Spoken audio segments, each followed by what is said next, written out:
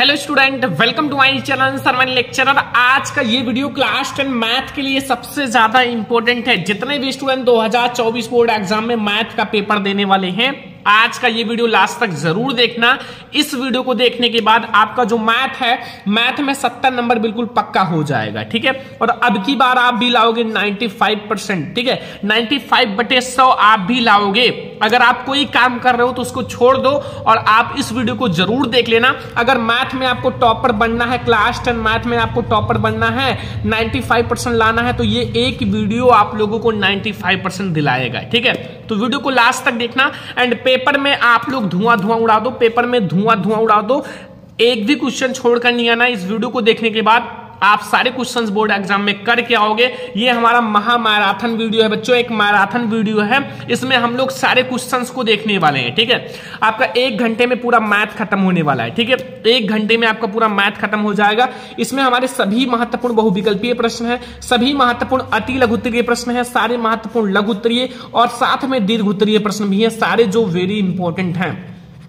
तो आप इस वीडियो को लास्ट तक जरूर देखना। आपसे रिक्वेस्ट है कि इस वीडियो को कम से कम आप 10,000 लाइक तक जरूर ले जाना। तो ऐसे ही मैं आपको हर एक सब्जेक्ट का वीडियो दूंगा, 10,000 लाइक। तो सारे स्टूडेंट लाइक जरूर कर देना, शेयर जरूर कर देना। चैनल पर नए हो तो सब्सक्राइब भी कर लेना। मैथ में टॉपर बनने का सपना पूरा हो जाएगा अगर आप इसने वीडियो को लास्ट तक देख लिए। तो सबसे पहले हम लोग 1 घंटे की वीडियो में पूरे मैथ को खत्म कर देंगे एक ही वीडियो में, ठीक है। तो प्लीज लाइक कर देना, शेयर कर देना। अगर चैनल पर ना तो सब्सक्राइब भी कर लेना। तो सबसे पहले हम लोग शुरू करेंगे क्लास 10 मैथ के बहुविकल्पीय प्रश्न से। तो सबसे पहले हम लोग बहुविकल्पीय प्रश्नों को देखते हैं। तो चलो शुरू करते हैं। सॉल्व करने वाले हैं और ये जो क्वेश्चन मैंने बताए हैं ये सन 2024 बोर्ड एग्जाम में पक्का आएंगे। इनमें से कई प्रश्न पूछे जा सकते हैं क्योंकि मैंने सारे प्रीवियस ईयर के क्वेश्चन को देखकर इन क्वेश्चन को इकट्ठा किया है, इसलिए ये वीडियो आपके लिए बहुत ही इंपॉर्टेंट है। मेरा नाम मिलन मिश्रा है। चलिए शुरुआत करते हैं इस बेहतरीन से वीडियो की। प्यारे साथी, यहाँ पर क्या है कि चैप्टर 1 वास्तविक संख्या, मैंने चैप्टर वाइज सारे ऑब्जेक्टिव क्वेश्चन डिवाइड किए हैं। चलिए अब सॉल्व करते हैं इन बेहतरीन से क्वेश्चन की। तो देखिए प्यारे साथी, आपका पहला प्रश्न आपके सामने आ गया है कि संख्या 156 का अभाज्य गुणनखंड क्या होगा। अगर बात करें तो ये क्वेश्चन सन 2022 सन 2023 में पूछा जा चुका है। बहुत ही इंपॉर्टेंट क्वेश्चन है। कैसे हम सॉल्व करेंगे प्यारे साथी, चलिए अब हम इसे सॉल्व करते हैं। तो 156 का अभाज्य गुणनखंड क्या होता है। आप प्यारे साथी 156 का जब प्राइम फैक्टर निकालेंगे यानी कि अभाज्य गुणनखंड निकालेंगे, 2 से काटेंगे, 2 सते 14 होता है, एक बची 2 8 16, फिर आप 2 से काटेंगे तो 39 आएगा, फिर 3 से कटेगा तो 13 3 39 होता है, फिर 13 आएगा, यानी कि 1 हो जाएगा। कहने का मतलब इसका अभाज्य गुणनखंड होगा 2। यहाँ पर 2 बार 2 है तो हम 2 का स्क्वायर कर सकते हैं इंटू 3 इंटू 13, यानी कि आपका अभाज्य गुणनखंड ये आएगा प्यारे साथी। अगर ऑप्शन में आपको दिख रहा है, जी हाँ बिल्कुल दिख रहा है, यानी कि आपका ऑप्शन नंबर बी एकदम राइट है, यानी कि 156 का अभाज्य गुणनखंड 2 की पावर 2 गुणे 3 गुणे 13 होगा। अब चलिए ऐसे ही बेहतरीन तरीके से हम सारे प्रश्न सॉल्व करते चलेंगे। इस वीडियो को पूरा देख लीजिएगा। चलिए अब बात करते हैं प्रश्न संख्या 2 की। टोटल 20 क्वेश्चन हम सॉल्व करने वाले हैं। अब चलिए दूसरे प्रश्न की बारी है कि दी गई संख्याओं में अभाज्य संख्या होगी। आपसे पूछा गया है, सन 2023 बोर्ड में पूछा जा चुका है। ये ऑप्शनल प्रश्न है कि दी गई संख्याओं में जो संख्याएं दिख रही हैं उसमें अभाज्य संख्या कौन सी है। प्यारे साथी, अभाज्य संख्या किसे कहते हैं? वह संख्याएं जो स्वयं से विभाजित हो जाती हैं और 1 से विभाजित हो जाती हैं, इसके अतिरिक्त अन्य संख्या से विभाजित नहीं होती, उन्हें हम क्या कहते हैं? अभाज्य संख्या कहते हैं, यानी कि प्राइम फैक्टर कहते हैं प्यारे साथी। तो ध्यान से समझिएगा। अगर हम यहाँ पर बात करें तो यहाँ पर अभाज्य संख्या कौन सी होगी? यहाँ पर 0 तो अभाज्य संख्या हो नहीं सकती, 1 भी अभाज्य संख्या नहीं होगी, क्योंकि परिभाषा है जो स्वयं से विभाजित हो और 1 से विभाजित हो। और आपको ध्यान रहना चाहिए कि 1 ना तो सम संख्या है ना ही विषम संख्या है, विषम संख्या की कैटेगरी में आती है, लेकिन एक अभाज्य संख्या नहीं होती, क्योंकि वो स्वयं और 1 उसका मतलब 1 ही है ना। तो ये अभाज्य संख्या नहीं हो सकती। यहाँ पर अभाज्य संख्या की बात करें तो अभाज्य संख्या आपकी 2 होगी। अब क्यों होगी 2? क्योंकि 2 एकमात्र सम संख्या है जो कि अभाज्य है, और यहाँ पर 2 ही एक अभाज्य संख्या होगी, क्योंकि इसके फैक्टर में देखोगे तो 2 क्या होगा, 2 का फैक्टर आता है 2 × 1, या आप कह सकते हैं 1 × 2। तो ये या तो 1 से विभाजित होती है या तो 2 से विभाजित होती है, इसके अतिरिक्त किसी अन्य संख्या से विभाजित नहीं होती, यानी कि इनमें से जो अभाज्य संख्या है वो 2 है। कई सारे स्टूडेंट 1 को क्लिक कर आएंगे, ये आंसर गलत होगा, आपका सही आंसर है 2। चलिए अब हम बात करते हैं अगले प्रश्न के बारे में। अगला प्रश्न आपके सामने आ गया है प्यारे स्टूडेंट्स।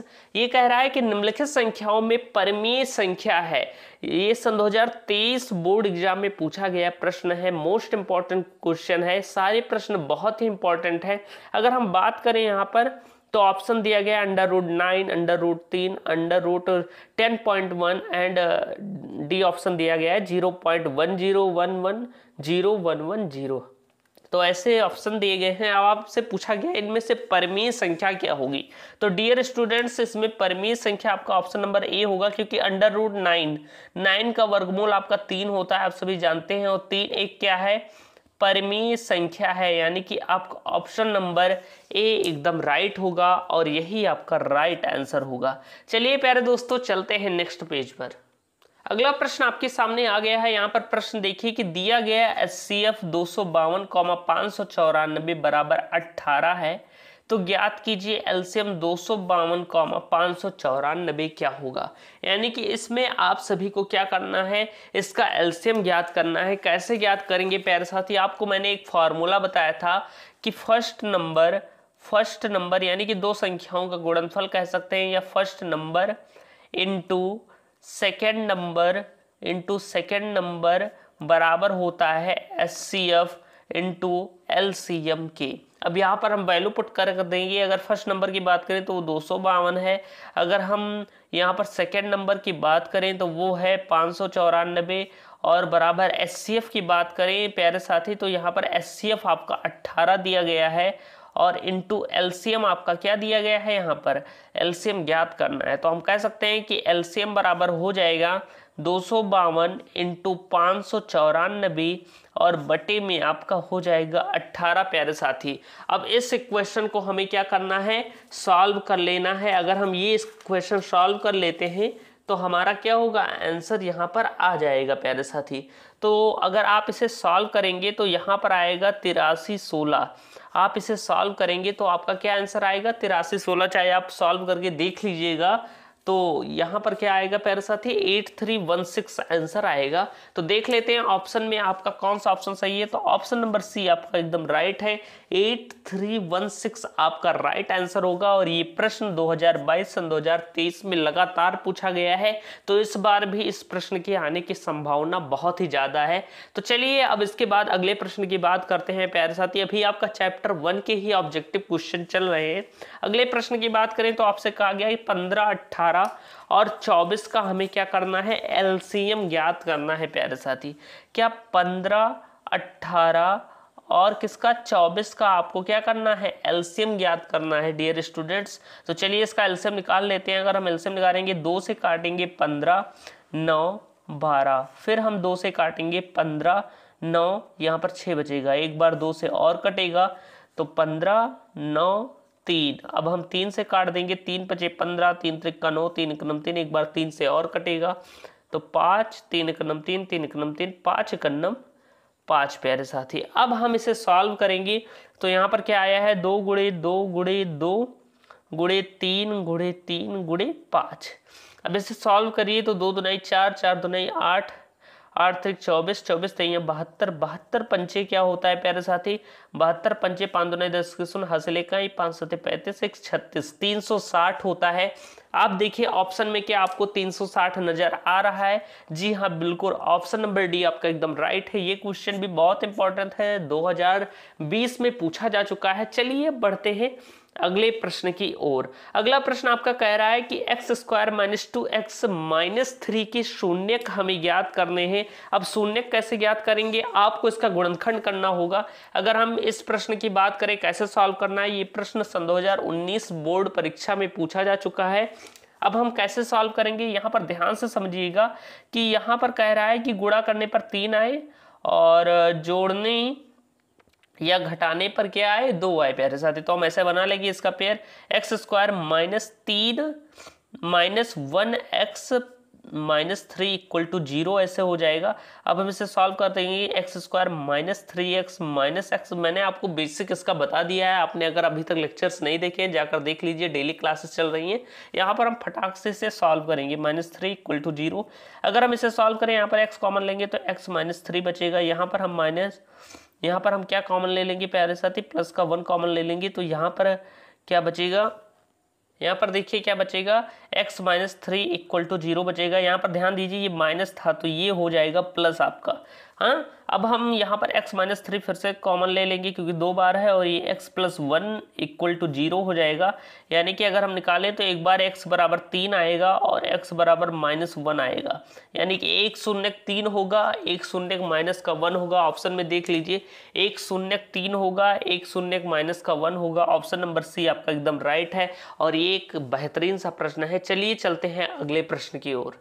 अगला प्रश्न आपके सामने आ गया है प्यारे साथी। प्रश्न संख्या 7 कह रहा है कि एक द्विघात बहुपद के अधिक से अधिक शून्यकों की संख्या क्या होगी। अब क्योंकि कह रहा है द्विघात बहुपद, यानी कि द्विघात यानी जिसके 2 घात हो उसे हम क्या कहते हैं, द्विघात बहुपद कहते हैं। तो ऐसा बहुपद जिसके 2 घातें होती हैं उन्हें हम द्विघात बहुपद कहते हैं। 2019 में पूछा गया प्रश्न है। तो एक द्विघात बहुपद के अधिक से अधिक शून्यकों की संख्या क्या होगी, तो अधिक से अधिक शून्यकों की संख्या 2 होगी प्यारे साथी। यही आपका प्यारा सा आंसर होगा। चलिए चलते हैं नेक्स्ट पेज पर और भी प्रश्नों को सॉल्व करने। अगला प्रश्न और भी मोस्ट इंपॉर्टेंट है, ऐसे प्रश्न आपके बोर्ड एग्जाम में पूछे गए हैं। कह रहा है कि एक द्विघात बहुपद जिसके शून्यक 5 और माइनस 3 है, इसका हमें क्या ज्ञात करना है, बहुपद ज्ञात करना है। यानी कि एक द्विघात बहुपद हमें ज्ञात करना है जिसके शून्यक 5 और माइनस 3 है। प्यारे साथी कैसे ज्ञात करेंगे, आपको एक फॉर्मूला मैंने बताया था। फॉर्मूला क्या था, x square minus alpha plus beta x plus alpha into beta equal to 0 होता है प्यारे साथी। तो ये मैंने फार्मूला बताया था जिसमें अल्फा प्लस बीटा शून्यकों का योग होता है और अल्फा इंटू बीटा शून्यकों का गुणनफल होता है। अब प्यारे साथी यहाँ पर शून्यक दिए गए हैं 5 और माइनस 3, यानी कि अल्फा आपका 5 दिया गया है और बीटा आपका माइनस का 3 दिया गया है। इसी पर हम रख देंगे यहाँ पर, तो इसे रखेंगे तो एक्स स्क्वायर माइनस अल्फा की जगह अल्फा का मान 5 रखा, प्लस का चिन्ह लगाया क्योंकि ये माइनस का 3 है तो माइनस का 3 डायरेक्ट लिख दिए। X plus alpha into beta, alpha का मान 5 है और बीटा का मान माइनस का 3 है प्यारे साथी, इक्वल टू 0। इससे हमें हमारा बहुपद पता चल जाएगा। अब हम इसे सॉल्व करेंगे तो एक्स स्क्वायर माइनस ये 5 में से 3 जाएंगी तो 2 बचेगा, यानी 2x और माइनस 5 हो जाएगा इक्वल टू 0। यानी कि हमारा जो द्विघात बहुपद आया है वो ये आया है। देखिए ऑप्शन में क्या ये है, तो देखिए ऑप्शन नंबर सी आपका एकदम राइट है क्योंकि x square minus 2x minus 15 दिया गया है। ऑप्शन नंबर सी आपका एकदम राइट है। अब चलिए चलते हैं अगले प्रश्न की ओर प्यारे साथी। अगला प्रश्न आपका कह रहा है कि एक द्विघात बहुपद है जो k minus 1 into x square plus के एक्स प्लस 1 के शून्यकों में एक शून्यक माइनस 3 है, तो हमें k का मान ज्ञात करना है। प्यारे साथी यहाँ पर एक शून्यक की बात माइनस 3 कही गई है और हमें k का मान ज्ञात करना है। तो हम क्या करेंगे, हम सिंपल सा जो ये वैल्यू दी गई है k minus 1 x square plus के एक्स प्लस 1, यहाँ पर क्या करेंगे x की जगह x बराबर हमने एक शून्य यहाँ पर दिया गया है तो x बराबर हमने माइनस 3 मान लिया है। अब हम क्या करेंगे, x की जगह x का मान रख देंगे इस इक्वेशन में। तो हम यहाँ पर मान रख देते हैं k माइनस 1 है, x की जगह x का मान रखोगे तो ये माइनस का 3 था, इसका स्क्वायर होगा तो इंटू 9 हो जाएगा, 3 त्रिका 9 हो जाता है, प्लस k इंटू x की जगह x का मान माइनस 3 प्लस 1 हो जाएगा प्यारे साथी। 9 का अंदर गुणा हुआ 9k हो गया प्यारे साथी। और इसके बाद अगर हम बात करें इसके बाद अगर हम बात करें प्यारे साथी तो माइनस का 9 हो जाएगा अंदर गुड़ा हुआ 9 के, और माइनस का 9 प्लस ये हो जाएगा -3 के +1 प्यारे साथी, और इक्वल टू हम 0 लगा देंगे तभी हमें के का मान पता चलेगा। अब हम इसे सॉल्व करेंगे तो ये 9 के है और ये हो जाएगा -3 के, ये हो जाएगा -3 के, तो 9 के में से -3 के घटाओगे तो 6 के बचेगा प्यारे साथी, और ये -9 था, ये +1 था, यानी -8 बचा इक्वल टू 0। अब हम इसे सॉल्व करेंगे प्यारे साथी, तो यहाँ पर ध्यान से समझिएगा 6 के बराबर हो जाएगा 8 के, अगर के बराबर निकालें तो 8/6 होगा, यानी कि 2 चौक 8 2 तिहाई 6, यानी कि हमारे के की वैल्यू क्या आ गई है 4/3 आ गई है। फटाफट हमने सॉल्व किया है, यानी के का मान 4/3 आया है। आपका ऑप्शन नंबर ए एकदम राइट है और एक बेहतरीन सा क्वेश्चन था और बहुत ही अच्छे तरीके से हमने सॉल्व किया है। ये प्रश्न सन 2019 में पूछा जा चुका है, बहुत ही इंपॉर्टेंट क्वेश्चन है। ऐसे ही प्रश्न आपकी परीक्षा में पूछे जाते हैं। अब चलिए बात करते हैं नेक्स्ट पेज पर अगले क्वेश्चन के साथ। अब बारी है प्यारे साथी हमारे चैप्टर नंबर 2 की, जो कि है दो चर वाले रैखिक समीकरण युग्म। इसके इंपॉर्टेंट ऑब्जेक्टिव क्वेश्चन हम सॉल्व करेंगे एकदम बेहतरीन तरीके से। ये प्रश्न दिया गया है कि के किस मान के लिए समीकरण युग्म 2x + 3y = 5 और 4x + ky = 10 के अपरिमित रूप से अनेक हल होंगे। अगर हम बात करें तो अपरिमित रूप से अनेक हल तब होते हैं जब a1/a2 बराबर होता है b1/b2 बराबर होता है c1/c2 के प्यारे साथी। अब हम क्या करेंगे, यहाँ पर मान रख देंगे। अगर हम a1 की बात करें तो a1 का मान आपका 2 दिया गया है, a2 का मान आपका 4 दिया गया है, बराबर b1 का मान आपका 3 दिया गया है और b2 का मान आपका k दिया गया है। अगर हम c1 की बात करें तो c1 आपका 5 है, c2 आपका 10 है। हमें k की वैल्यू ज्ञात करनी है प्यारे साथी, तो इसे हम पहला समीकरण मान लें, इसे दूसरा, तो इन दोनों में कंपेयर कर देंगे, यानी कि हम 2/4 को 3/4 के बराबर कर देंगे। यहाँ पर त्रियक गुणा हो जाएगा, ये हो जाएगा 2 के बराबर। अगर हम बात करें तो 4 × 12 हो जाएगा। अगर हम k की वैल्यू निकालें तो 12/2 हो जाएगी, 2 × 1 = 2, 2 × 6 = 12 हो गया, यानी कि k बराबर आपका 6 आया है प्यारे साथी। देखिए कितने आसान तरीके से सॉल्व हो गया। k का वैल्यू हमारा 6 आया है, यानी कि ऑप्शन नंबर डी आपका एकदम राइट है, यही आपका प्यारा सा आंसर होगा। चलिए चलते हैं नेक्स्ट पेज पर। डियर स्टूडेंट्स 10 क्वेश्चन हो चुके हैं। प्रश्न संख्या 11 की बारी है। कह रहा है कि ग्राफीय रूप में ax + by + c = 0 एक रेखा को दर्शाती हैं, तो समीकरण का प्रत्येक हल एक बिंदु है। तो इसका ऑप्शन नंबर ए आपका एकदम राइट है, इसको दर्शाने वाली रेखा, यही आपका राइट आंसर होगा। अगर परीक्षा में पूछा जाता है तो यही आपको टिक करना है। इसके बाद अगर हम बात करें तो कह रहा है कि प्रश्न संख्या 12 कह रहा है कि के किस मान के लिए समीकरण युग्म। ये वाला प्रश्न सन 2023 परीक्षा में पूछा जा चुका है और यहाँ पर प्रश्न दिया गया है, मुझे लग रहा है ये पुराना वाला ही प्रश्न है और इसका ऑप्शन नंबर 6 ही आपका राइट आंसर होगा, क्योंकि ये प्रश्न मैंने एक बार पूछ लिया है, तो ये 2 बार प्रश्न लिख गया है, उसके लिए माफी चाहता हूं। लेकिन इस प्रश्न का राइट आंसर क्या होगा, 6 होगा और ये सन 2023 में पूछा जा चुका है। बहुत ही इंपॉर्टेंट क्वेश्चन है। इसके बाद अगर हम बात करें प्यारे साथी प्रश्न संख्या 13 की, तो ये प्रश्न है, क्योंकि ये वाला प्रश्न अभी हमने सॉल्व किया है, आप देखेंगे तो अभी इस प्रश्न के पहले हमने यही वाला प्रश्न सॉल्व किया था। इसके बाद हम बात करते हैं अगले प्रश्न की। तो कह रहा है कि समीकरण x - y = 2 तथा x + y = 2 का हल क्या होगा। इसमें इसका हल पूछा गया है प्यारे साथी, तो अब हम इसे सॉल्व करेंगे। यहाँ पर 2 इक्वेशन दिए गए हैं, x + y = 2 और दिया गया है x - y = 2। यहाँ पर x + y = क्या है प्यारे साथी, x - y = 2 है, तो इसे हमने नीचे लिख लिया है पहले समीकरण को और दूसरे समीकरण को हमने ऊपर लिख लिया है। चाहे ऊपर लिखिए नीचे लिखिए, कोई दिक्कत नहीं है। अब हम क्या करेंगे, इसे सॉल्व करेंगे तो जोड़ देंगे, y से y कैंसिल हो जाएगा, यानी कि 2x बराबर आ जाएगा 4 के, यानी x की वैल्यू आपको 2 पता चल जाएगी। अब हमें y की वैल्यू पता करनी है, तो हम इक्वेशन नंबर फर्स्ट में या सेकंड में कहीं पर क्या करेंगे, x का मान रख देंगे। तो चलिए x का मान रख देते हैं सेकंड में। तो सेकंड में x का मान रखेंगे तो x की जगह 2 हमने रख दिया, प्लस y = क्या हो जाएगा प्यारे साथी 2, यानी y बराबर आ जाएगा 2 - 2, यानी y बराबर हमारा 0 आ गया। x बराबर 2, y बराबर 0 होगा हमारा आंसर। तो यहाँ पर देखिए आंसर ऑप्शन नंबर बी आपका राइट होगा, x बराबर 2 और y बराबर 0, और यही आपका प्यारा सा आंसर होगा। देखिए कितने आसान तरीके से हम क्वेश्चन को सॉल्व करते हुए जा रहे हैं। इसके बाद अब बारी है चैप्टर नंबर 4 के ऑब्जेक्टिव क्वेश्चन, जो बहुत इंपॉर्टेंट है, कई बार पूछे जा चुके हैं, उन्हीं को हमने शामिल किया है। चैप्टर नंबर 4 के मोस्ट इंपॉर्टेंट ऑब्जेक्टिव क्वेश्चंस। इसमें पूछा गया है कि निम्न में से कौन सा द्विघात समीकरण है। तो प्यारे साथी ऑप्शन नंबर डी आपका एकदम राइट होगा, 2x² - 5x = x - 1 का होल स्क्वायर, यही आपका द्विघात समीकरण होगा। अब ये सारे क्यों नहीं होंगे, क्योंकि है तो इसमें दो घात, लेकिन जब आप इसे सॉल्व करेंगे प्यारे साथी तो इसकी किसी न किसी की 4 घात हो जाएगी या 3 घात हो जाएगी या 1 घात ही बचेगी, लेकिन अंत तक 2 घात इसी की होगी सॉल्व करने पर। तो यही आपका द्विघात समीकरण होगा। अब चलिए बात करते हैं नेक्स्ट प्रश्न की।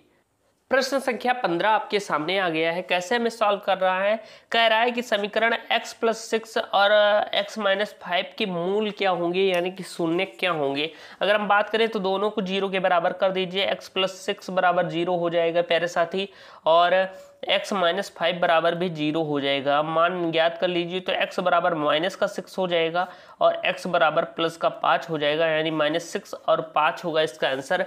तो -6 और 5 ऑप्शन नंबर बी आपका एकदम राइट है और यही आपका प्यारा सा आंसर होगा।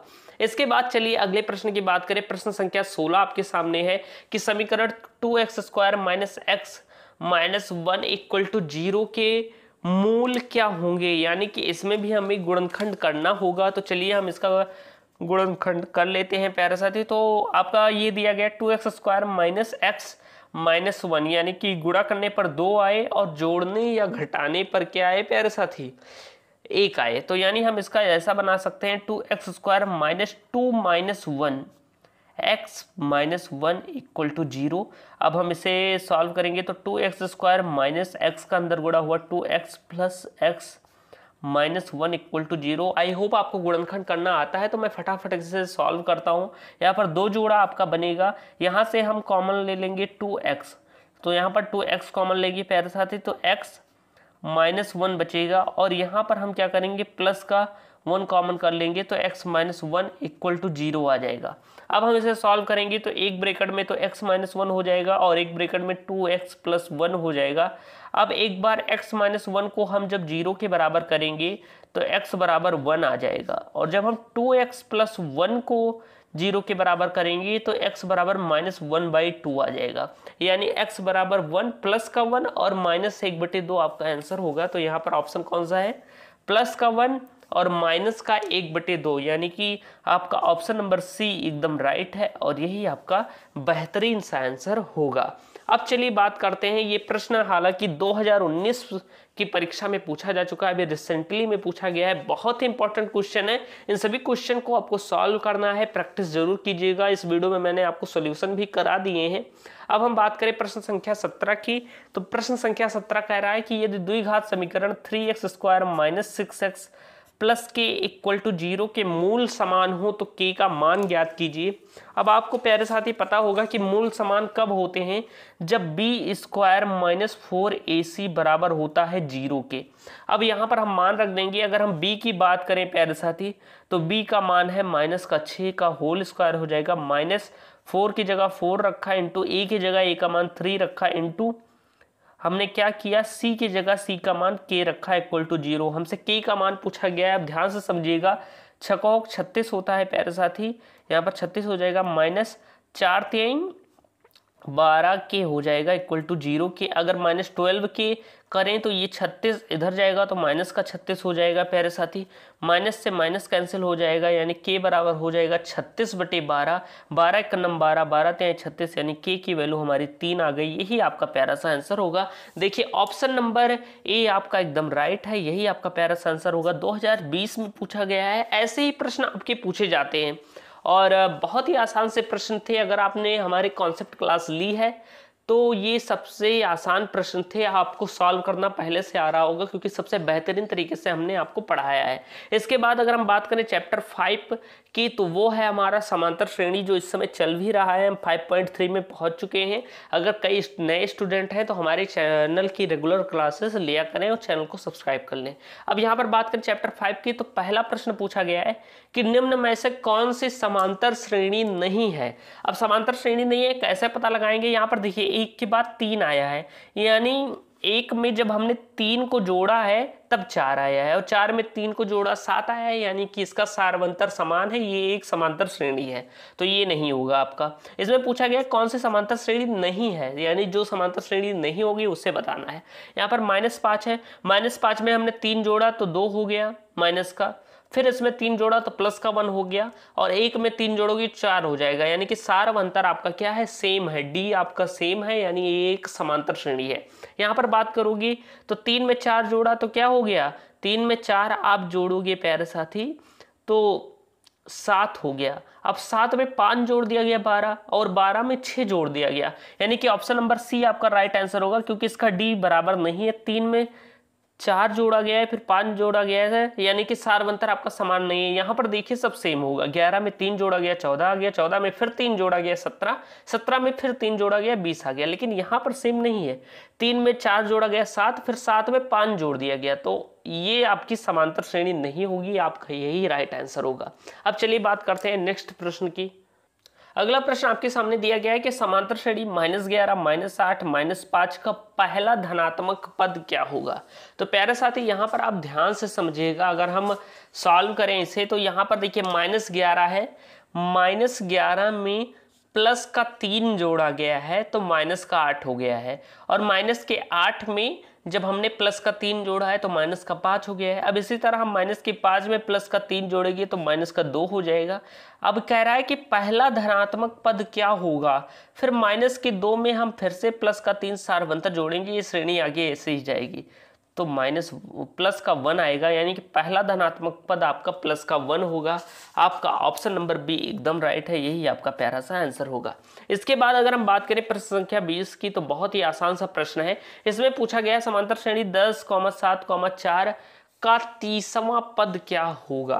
प्यारे साथी ध्यान से समझिएगा, अगर हम बात करें तो यहाँ पर आपका प्रथम पद यानी कि a बराबर 10 दिया गया है। अगर हम d की बात करें तो 7 में से 10 घटाओगे माइनस का 3 d दिया गया है, n बराबर 30 दिया गया है, हमें an ज्ञात करना है। आपको फॉर्मूला पता ही होगा कि an इक्वल टू होता है a plus n minus 1d। यहाँ पर हम वैल्यू रख देंगे तो a 30 हमें ज्ञात करना है, 30वां पद ज्ञात करना है, तो a की जगह a का मान हमने 10 रखा, और फिर हमने क्या लगाया, प्लस का चिन्ह लगाया, n की जगह हमने 30 माइनस 1 रखा, और फिर d की जगह हम क्या करेंगे, d का मान -3 रख देंगे। प्यारे साथ इसे सॉल्व करोगी तो 10 प्लस 29 गुड़ी माइनस का 3, 30 में से 1 जाएगा तो 29 बचेगा। अब इसे सॉल्व करेंगे तो 10 प्लस 3 9 27 के साथ 2 हासिल पर है, 3 2 6 2 8, यानी कि माइनस का 87 बचेगा। प्यारे साथी ये माइनस का 3 था, गुड़ा हुआ तो माइनस का 87 हो गया। अब देखिए यहाँ पर 87 में से 10 जोड़ोगे, जब -87 में 10 जोड़ोगे तो माइनस का 77 आएगा, और यही आपका प्यारा सा आंसर होगा। देखिए ऑप्शन में दिया गया है, जी हाँ बिल्कुल ऑप्शन में ऑप्शन नंबर बी आपका, सॉरी ऑप्शन नंबर सी आपका एकदम राइट है, और यही आपका प्यारा सा आंसर होगा।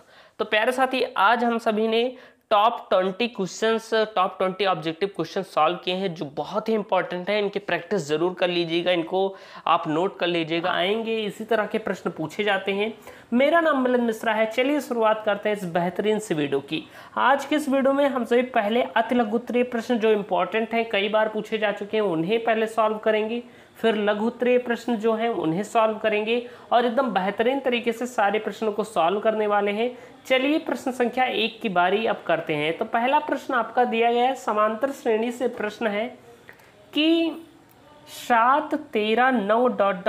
205 में कुल कितने पद हैं। ऐसे प्रश्न आपकी परीक्षा में पूछे जा सकते हैं कि समांतर श्रेणी दी जाएगी और पूछा जाएगा कि इसमें कितने पद हैं। ये प्रश्न अगर हम बात करें तो 2 अंक का प्रश्न पूछा जाता है अति लघुत्तरीय में। अब कैसे सॉल्व करना है प्यारे साथी, इस समय आपका समांतर श्रेणी चैप्टर चल भी रहा था, अगर आपने क्लासेस ली हैं तो 2 मिनट में आप इसे सॉल्व कर लेंगे। देखिए अगर हम बात करें तो यहाँ पर a जो हमारा प्रथम पद है वो 7 दिया गया है। a को हम क्या कहते हैं, प्रथम पद कहते हैं प्यारे साथी, प्रथम पद जो कि 7 दिया गया है। अगर हम d की बात करें जो कि हमारा सारवांतर है, सारवांतर d हम लिख सकते हैं, सारवांतर d जो है हमारा वो क्या होगा, a2 माइनस a1 होगा, यानी कि बड़े वाले में से छोटे को घटाओगे तो आपका d आ जाएगा कि इनमें डिफरेंस क्या है। तो आप 13 में से 7 को घटा देंगे प्यारे साथी तो आपका आएगा 6, यानी कि हमारा सारवंतर जो डी है वो 6 है। अब इसके बाद अगर हम बात करें तो अंतिम पद जिसे हम an भी कह सकते हैं, nवां पद जो है वो हमारा 205 दिया गया है। अब हमें पद ज्ञात करने हैं, पद यानी कि n की वैल्यू हमें पता करनी है, वो नहीं पता है। तो अब हम इसे सॉल्व कर लेंगे, सारे वैल्यूज़ हमने लिख लिए हैं। अब हम इसे सॉल्व करेंगे तो आपको फार्मूला पता ही होगा, एक फार्मूला है जो फार्मूला आपको याद होना चाहिए, या नहीं याद है तो याद कर लीजिएगा। फार्मूला है an equal to a plus n minus 1d। इसी फार्मूले पर आप इसे रखेंगे और आपका आंसर आ जाएगा। an की जगह an की वैल्यू हमने 205 रखी, a की जगह a की वैल्यू हम 7 को रख देंगे, प्लस का चिन्ह लगाएंगे। n की वैल्यू हमें पता करनी है n माइनस 1, d की जगह हमने d की वैल्यू 6 रख दी प्यारे साथी।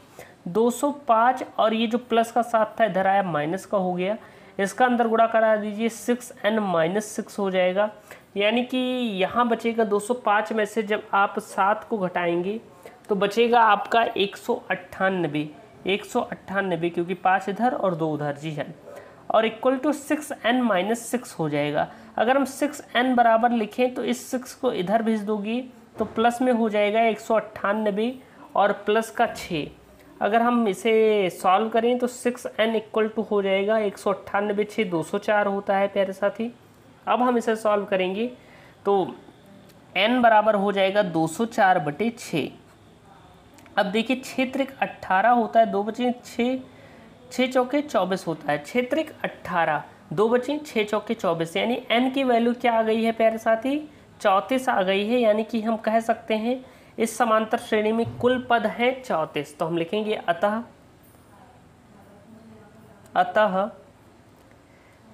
इस समांतर श्रेणी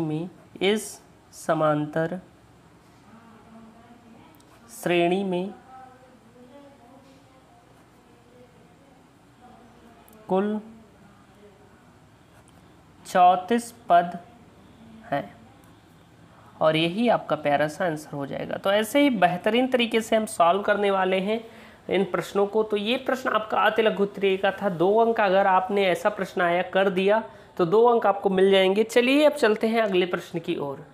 प्यारे साथी अगला प्रश्न आपके सामने आ गया है, कह रहा है कि सिद्ध कीजिए 5 प्लस √3 एक अपरिमेय संख्या है। ये भी प्रश्न की बात करें तो 2 अंक का प्रश्न है।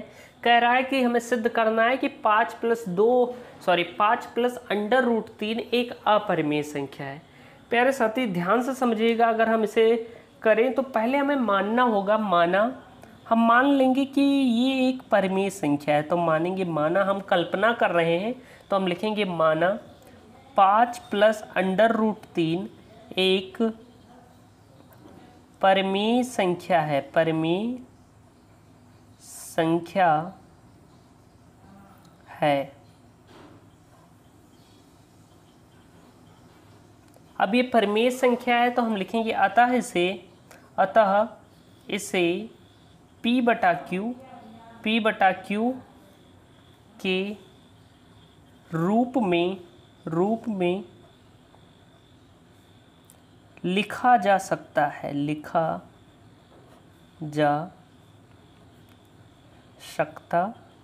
है, और जहाँ क्या है प्यारे साथी, जहाँ Q0 इक्वल टू 0 है तो हम लिखेंगे जहाँ Q0 इक्वल टू 0 है, क्योंकि हर का मान 0 के बराबर नहीं हो सकता। हमने मान लिया है कि माना 5 प्लस √3 एक परिमेय संख्या है। अब जब ये परिमेय संख्या है तो परिमेय संख्या की परिभाषा ही यही होती है कि वह संख्या जिसे हम P/Q के रूप में लिख सकते हैं उसे हम क्या कहते हैं, परिमेय संख्या कहते हैं। अब क्योंकि ये P/Q के रूप में लिखी जा सकती है तो ये एक हमने परिमेय संख्या से मान लिया है। अब जब ये परिमेय संख्या होगी तो इसके हर का मान यानी कि Q 0 के बराबर नहीं होगा। अब जब हमने इसे परिमेय संख्या मान लिया है तो हम ऐसा मान सकते हैं कि 5 प्लस √3 बराबर है P/Q के, ऐसा मान सकते हैं। तो हमने मान लिया है कि 5 प्लस √3 बराबर है P/Q के। अब हम इसे सॉल्व करें प्यारे साथी तो √3 बराबर हो जाएगा P/Q माइनस का 5। ये 5 इधर जाएगा तो माइनस का 5 हो जाएगा, यानी कि ये हो जाएगा p/q माइनस का 5। थोड़ा आप सॉल्व करना चाहें तो सॉल्व भी कर सकते हैं। अगर हम इसे सॉल्व करना चाहें तो √3 बराबर हो जाएगा, इसका एलसीएम लेंगे तो आएगा p माइनस 5q अपान q, यानी √3 बराबर हो जाएगा 5 माइनस 5q, सॉरी √3 बराबर हो जाएगा p माइनस 5q अपान q के। अब प्यारे साथी हम क्या लिखेंगे, क्योंकि हमें सिद्ध करना है कि ये एक अपरिमेय संख्या है, तो हम लिखेंगे प्यारे साथी यहाँ p माइनस 5q अपान q एक परिमेय संख्या है, एक परिमेय संख्या है। प्यारे साथी अगर हम यहाँ पर p माइनस 5q अपान q की बात करें तो अगर हम q की वैल्यू कोई भी रख सकते हैं, रख दें तो हमें ये पता चल जाएगा, जो मान आएगा वो एक परिमेय संख्या होगी। तो हमने लिखा कि यहाँ जो p माइनस 5q अपान q है ये एक परिमेय संख्या है, लेकिन तब हम लिखेंगे परंतु √3 एक इरेशनल नंबर है, यानी कि एक अपरिमेय संख्या है। आप सभी जानते हैं कि √3 एक अपरिमेय संख्या है। आप देखेंगे तो जो √3 है ये क्या है, एक अपरिमेय संख्या है, और जो इसके बराबर है तो हम लिख सकते हैं अतः हमारी कल्पना त्रुटिपूर्ण थी। अतः हमारी कल्पना त्रुटिपूर्ण थी।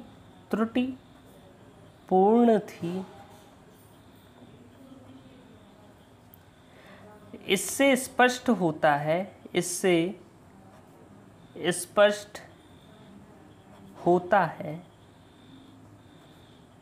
कि 5 प्लस √3 एक अपरिमेय संख्या है, एक अपरिमेय संख्या है। प्यारे साथी क्योंकि हमें इसे अपरिमेय संख्या के रूप में प्रूव करना था और ये यहाँ पर प्रूव्ड हो गया, क्योंकि यहाँ पर जो √3 था ये एक अपरिमेय संख्या थी, और जब ये इसके बराबर ही है तो ये कभी परिमेय संख्या हो ही नहीं सकती, और इससे स्पष्ट हो गया कि हमारी कल्पना गलत थी, अतः ये एक अपरिमेय संख्या होगी। बस इतना ही करना है। चाहे अगर आपको प्रॉब्लम हो रही है, मुझे समझ में आ रहा होगा कि इस तरह के प्रश्नों में थोड़ा प्रॉब्लम तो होती है शुरुआत में, तो थोड़ा आप इसे याद ही कर लीजिएगा। बस आपको एग्जाम में ऐसा लिख देना है, आपको अंक मिल जाएगा। कई भी विद्यार्थी क्या करते हैं कि 2 अंक समझकर कहते हैं रहने दो, छोड़ देते हैं, लेकिन ये गलती ना करिएगा। 2 अंक, एक अंक एग्जाम का बहुत ही इंपॉर्टेंट होता है, तो कभी ऐसा मत कीजिएगा। उस दिन आपको वैल्यू पता चलेगी जब आपका 1-2 अंक से सिलेक्शन होने से रुक जाएगा, तब आपको पता चलेगा कि 1 अंक का महत्व क्या होता है। तो कभी छोड़ते नहीं है, मन लगाकर पढ़ते रहिए। इसके बाद अगर हम बात करें कि एक द्विघात बहुपद ज्ञात कीजिए जिसके शून्यकों का योग तथा गुणनफल क्रमशः 3 तथा -2 है। अब हमें वो द्विघात बहुपद ज्ञात करना है। ये भी 2 अंक का पूछा जा सकता है। कभी कभी बहुत नॉर्मल से प्रश्न आ जाते हैं और कभी कभी ऐसे अंडर रूट वाले प्रश्न भी आ जाते हैं, जिन्हें करने के लिए हमें थोड़ा टाइम लगता है और थोड़ा कठिन भी हो सकते हैं। अगला प्रश्न आपके सामने है कि हमें क्या करना है, एक द्विघात बहुपद ज्ञात करना है जिसके शून्यकों का योग क्या है, -3 है, और शून्यकों का गुणनफल 2 है प्लस का। प्यारे साथी एक फॉर्मूला होता है, कोई भी जो द्विघात बहुपद होता है वो किस रूप में होता है, वो होता है x² माइनस शून्यकों का योग, शून्यकों का योग इंटू x प्लस शून्यकों का गुणनफल, शून्यकों का गुणनफल इक्वल टू 0। कोई भी जो द्विघात बहुपद होता है प्यारे साथी वो इसी रूप में होता है, x² माइनस शून्यकों का योग प्लस शून्यकों का गुणनफल बराबर 0। अब यहाँ पर हमें क्या करना है, यहाँ पर बस मान रख देना है। बहुत ही नॉर्मल सा प्रश्न है। x² लगाया, माइनस लगाया, शून्यकों का योग कह रहा है, शून्यकों का योग तथा गुणनफल क्रमशः दिया गया है। अगर हम शून्यकों की योग की बात करें तो वो -3 दिया गया है, तो हम यहाँ पर माइनस का 3 रख देंगे इंटू एक्स, प्लस लगाएंगे, शून्यकों का गुणनफल 2 है, गुणनफल क्या है 2 दिया गया है, हम 2 रख देंगे, बराबर 0 लगा देंगे। इसे सॉल्व कर लीजिए तो x square minus minus plus हो जाएगा इंटू 3x + 2 = 0, और हमें वो द्विघात बहुपद पता चल गया जिसके शून्यकों का योग -3 और गुणनफल 2 है, और यही आपका प्यारा सा आंसर है। तो देखिए कितने आसान तरीके से हमने ये वाला प्रश्न भी सॉल्व किया है। ये सारे अति लघुत्तरीय प्रश्न है, मोस्ट इंपॉर्टेंट क्वेश्चन है, वेरी वेरी इंपॉर्टेंट क्वेश्चन है। जो आसान होंगे उन्हें भी नहीं छोड़िएगा, क्योंकि ये आसान तो हैं लेकिन पूछे जाते हैं। आपको अगर नहीं पता होगा ये फार्मूला फिर आप नहीं लगा पाएंगे। चलिए चलते हैं अगले प्रश्न की ओर। अगला प्रश्न आपके सामने दिया गया है कि कोई इक्वेशन दिया गया है, इसे हम प्रतिस्थापन विधि से हल करना है। प्रतिस्थापन विधि से कैसे हल कर सकते हैं, आपने अगर हमारी वीडियो देखी है तो आप जो जानते होंगे कि प्रतिस्थापन विधि से समीकरण कैसे हल किया जाता है। अगर नहीं देखी है तब भी आप सीख जाएंगे इस वीडियो में। तो देखिए हम क्या करेंगे, पहले समीकरण 1 ले लेंगे। समीकरण एक में प्यारे साथी, और अगर आप नहीं जानते हैं एकदम बेसिक से, अगर आपने अभी तक नहीं सीखा है तो आप जाकर हमारी जो 2 चर वाले रैखिक समीकरण युग्ममाल्या मैंने वीडियो बनाया था उसे देख लीजिए, वहाँ पर मैंने सारी चीज़ें आपको क्लियर बता दी हैं। यहाँ पर समीकरण 1 ले लेंगे, चाहे आप समीकरण 1 लीजिए या 2 लीजिए। समीकरण 1 लिया, अब इसमें हम क्या करेंगे, किसी एक का मान पता कर लेंगे। जैसे समीकरण 1 है x - y = 2, ये आपका इक्वेशन नंबर 1 है। इसमें क्या करेंगे, हम x का मान निकाल लेते हैं, तो x बराबर हो जाएगा 2 + y, क्योंकि ये y जब इधर आएगा जी बराबर के तो प्लस में हो जाएगा, और इसे हमने इक्वेशन नंबर 3 मान लिया है प्यारे साथी, और ये हमें मिल गया अपना इक्वेशन नंबर 3। अब ये जो इक्वेशन आया है इससे क्या करना है कि जो हमें तीसरा समीकरण पता चला है इसकी वैल्यू हम समीकरण 2 में रख देंगे। तो हम लिखेंगे x का मान समीकरण 2 में रखने पर हम लिखेंगे x का मान समीकरण 2 में रखने पर। अब x का मान हम जब समीकरण 2 में रख देंगे प्यारे साथी, तो ध्यान से समझिएगा। अगर हम बात करें तो समीकरण 2 क्या है, 4x है, तो x की जगह x का मान रख देंगे 2 + y + 7y = 30 हो जाएगा। इसे आप सॉल्व कर लीजिए, आपके y का मान आ जाएगा 4 दूनी 8 हो जाएगा, 4y हो जाएगा, अंदर गुणा होगा, + 7y = हो जाएगा 30 के। अगर हम बात करें तो 7 4 11y हो जाएगा बराबर, ये 8 इधर आएगा बराबर के तो माइनस में हो जाएगा, यानी 30 में से 8 जाएगा तो 22 बचेगा। अगर हम y की वैल्यू निकालें तो ये 11 बटे में चला जाएगा, 22/11 हो जाएगा, 11 × 9 11, 11 × 2 22, यानी कि y बराबर हमारा 2 आ गया है प्यारे साथी। अब हमें y का मान 2 पता चल गया है, तो हम क्या करेंगे, y का मान हम समीकरण 3 में रख देंगे तो हमें x की वैल्यू भी पता चल जाएगी। तो हम लिखेंगे y का वैल्यू या y का मान समीकरण 3 में रखने पर।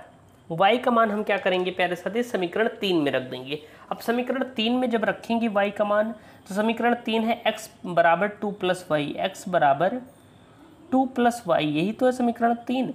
यहाँ पर हम y का मान रख देंगे तो x बराबर हो जाएगा 2 + 2, यानी कि x का वैल्यू हमारा क्या आ गया है, 4 आ गया है, और y का वैल्यू हमें क्या पता चला था, y बराबर हमें 2 पता चला था, और यही हमारा प्यारा सा आंसर हो जाएगा। वीडियो पसंद आ रही हो तो वीडियो को लाइक कीजिएगा प्यारे साथी। चलिए चलते हैं अगले प्रश्न की ओर। तो देखिए कितने आसान तरीके से हमने ये वाला प्रश्न भी सॉल्व किया है। अब चलते हैं अगले प्रश्न की ओर। अगला प्रश्न आपका दिया गया है कि यदि 2x² - 8x + c के मूल समान है तो c का मान क्या होगा। अब मूल कब समान होते हैं प्यारे साथी, तो मूल समान तब होते हैं, आप लिखेंगे मूल समान तब होते हैं जब b² - 4ac = 0 होता है, तब क्या होता है, तब मूल समान होते हैं, तब मूल समान होते हैं प्यारे साथी, होते हैं। जब b² - 4ac = 0 होता है तो क्या होता है, मूल समान होते हैं। अब हम यहाँ पर मान लिख लेते हैं। तो मान अगर आप लिखिएगा तो ये इक्वेशन आपका दिया गया है। इस इक्वेशन को पहले हम लिख लेते हैं 2x² minus 8x plus c equal to 0। अगर हम यहाँ पर वैल्यू रखें तो a बराबर हमारा प्लस का 2 है, b बराबर हमारा क्या है माइनस का 8 है, और c बराबर हमारा c ही है। हमें c का वैल्यू पता करना है। हम इस इक्वेशन में ये जो फार्मूला है इसमें इसका मान रख देंगे b² माइनस 4ac के जगह। तो b² माइनस 4ac था, तो b के जगह हम ऐसे मान रख देंगे b² minus 4ac equal to 0। यहाँ पर मान रख दीजिए। तो प्यारे साथी ध्यान से समझिएगा, b² b की जगह -8 रखा, स्क्वायर लगाया, -4 इंटू a की जगह a का मान और c की जगह c का मान रख दिया। c का मान c ही है, आप देखिएगा, इक्वल टू 0। 8 अठाई 64 होता है, ये 64 हो जाएगा, माइनस 4 दूनाई 8 हो जाएगा प्यारे साथी, ये 4 दूनाई 8 c हो जाएगा इक्वल टू 0। इस 64 को इधर भेजोगे तो माइनस का 64 हो जाएगा, यानी कि -8c इक्वल टू हो जाएगा माइनस का 64। माइनस से माइनस कैंसिल, c के वैल्यू निकालोगे तो 64/8 आएगा। 8 का 8 8 अठाई 64 होता है, यानी हम कह सकते हैं कि c बराबर हमारा 8 आया है। c की वैल्यू 8 आई है और यही हमारा प्यारा सा आंसर होगा। तो देखिए कितने आसान तरीके से हमने ये वाला प्रश्न भी सॉल्व किया है। आई होप आपको ये सारी चीज़ें समझ में आ रही होंगी कि आखिर हम कैसे इन प्रश्नों को सॉल्व करेंगे, और इस प्रश्न को सॉल्व करने के बाद आपके 2 अंक एकदम क्लियर हो गए। चलिए चलते हैं अगले प्रश्न की ओर। प्यारे साथी नेक्स्ट प्रश्न की बात करें तो इसमें एक समांतर श्रेणी दी गई है। ये भी एक अतिलघुत्तरीय प्रश्न है, श्रेणी दी गई है। इसमें आपसे 9वां पद पूछा गया है। 9 5 1 -3 ऐसी श्रेणी दी गई है और आपसे 9वां पद पूछा गया है। प्यारे साथी अगर हम बात करें तो इसमें प्रथम पद जो हमारा है, प्रथम पद एकदम ध्यान से समझिएगा, आखिर कैसे हम स्टेप बाय स्टेप सारी चीज़ें हल करते हुए चलते हैं, ऐसे आपको बोर्ड परीक्षा में भी हल करना है। प्रथम पद की बात करें जिसे हम a कहते हैं, a बराबर हमारा यहाँ पर 9 दिया गया है। अगर हम सारवंतर की बात करें प्यारे साथी, सारवंतर जिसे हम d कहते हैं या कॉमन डिफरेंस, इसे कैसे निकालते हैं, a2 माइनस a1। ये आपका a1 है, ये आपका a2 है, चाहे इसे a कहिए या a1 कहिए। अब a2 में से जब आप a1 को घटाते हैं तो आपका d आता है। a2 क्या है आपका 5 है, इससे आपने 9 घटाया यानी आएगा -4। यानी हम कह सकते हैं कि d की वैल्यू यानी जो सारवांतर है वो -4 है। ओके, तो d हमारा -4 आ गया है और हमें 9वां पद ज्ञात करना है। 9वां पद ज्ञात करना है यानी कि हमारी n बराबर क्या है 9 है, n की वैल्यू 9 दी गई है। हमें 9वां पद यानी कि an ज्ञात करना है, हमें an ज्ञात करना है। तो चलिए अब ज्ञात करते हैं। आपको फार्मूला पता ही होगा, नहीं पता है तो याद कर लीजिएगा। फार्मूला है an equal to a plus n minus 1d। ये तो फार्मूला है, इसी फार्मूले पर हम रख देंगे। हमें a9 ज्ञात करना है तो a9 इक्वल टू हो जाएगा a की जगह a का मान 9 प्लस n की जगह n का मान हम 9 रख देंगे -1, d की जगह d का मान हम -4 रख देंगे। अब हम इसे सॉल्व करेंगे तो a9 इक्वल टू हो जाएगा 9 प्लस 9 में से 1 गई तो कितना बचेगा, 9 में से 1 जाएंगे 8 और 8 चौक 32 यानी -32 हो जाएगा। प्यारे साथी आप इसे सॉल्व करेंगे तो a9 इक्वल टू हो जाएगा 32 में प्लस का 9 जोड़ोगे तो आएगा -23, यानी कि a9 आपका क्या है -29 है और यही आपका -23 है और यही आपका प्यारा सा आंसर है। यानी कि आपका 9वां पद क्या आया है -23 आया है और यही आपका प्यारा सा आंसर है। चलिए चलते हैं अगले प्रश्न की ओर। दोस्तों अब हम आ गए हैं लघुत्तरीय प्रश्न की उस पर टॉपिक पर। अब लघुत्तरीय प्रश्न, जो इम्पोर्टेंट लघुत्तरीय प्रश्न हैं उनको आज मैंने इस वीडियो में बताया है, तो इस वीडियो को पूरा देखिएगा। चलिए अब बात करते हैं इम्पोर्टेंट लघुत्तरीय प्रश्नों की। देखिए पहला ही प्रश्न आ गया। लघुत्तरीय प्रश्न आने पर एक मतलब अलग से फीलिंग आ जाती है कि बड़े बड़े प्रश्न होते हैं, मतलब मीडियम साइज के, और 4 अंक मिल जाता है। ज़्यादा कठिन भी नहीं होते, ज़्यादा आसान भी नहीं होते, और अच्छे से कर लिया तो 4 अंक आपके पक्के हो जाते हैं। तो चलिए सॉल्व करते हैं इस प्रश्न को। प्रश्न कह रहा है कि उस एपी में होता है अर्थमेटिक प्रोग्रेशन, जिसे हम समांतर श्रेणी भी कहते हैं। तो उस एपी का 31वां पद हमें ज्ञात करना है, जिसका 11वां पद 38 है और 16वां पद 73 है। प्यारे साथी ध्यान से समझिएगा, ये प्रश्न कह रहा है कि आपका 11वां पद यानी कि A11 हम कह सकते हैं क्या दिया गया है, 38 दिया गया है। और जो कह रहा है कि 16वां पद आपका यानी कि A16 आपका 73 दिया गया है। अब आपसे पूछ क्या रहा है, आपसे A31 पूछ रहा है, यही आपसे क्या पूछ रहा है। अब प्यारे साथी अब हमें A31 ज्ञात करने के लिए पहले हमें प्रथम पद ज्ञात करना होगा, फिर सारवंतर को पता करना होगा, तभी हम A31 पता कर सकते हैं। अब कैसे पता करेंगे, ध्यान से समझिएगा प्यारे साथी। अगर हम बात करें A11 की, तो A11 आपका क्या है, 38 दिया गया है। A11 को हम A11 ना लिखकर क्या लिख सकते हैं, A+10D लिख सकते हैं। A+10D कई लोग पूछेंगे कैसे आया। प्यारे साथी ध्यान से समझ लो कि आपको पता होगा फार्मूला AN इक्वल टू होता है A+N-1D, यही तो फार्मूला होता है। अब आप ध्यान से समझिए, यहाँ पर हमने बात की है A11 की। अब हम A+N की जगह N का मान क्या है, 11 है, तो 11 हमने रख दिया -1D।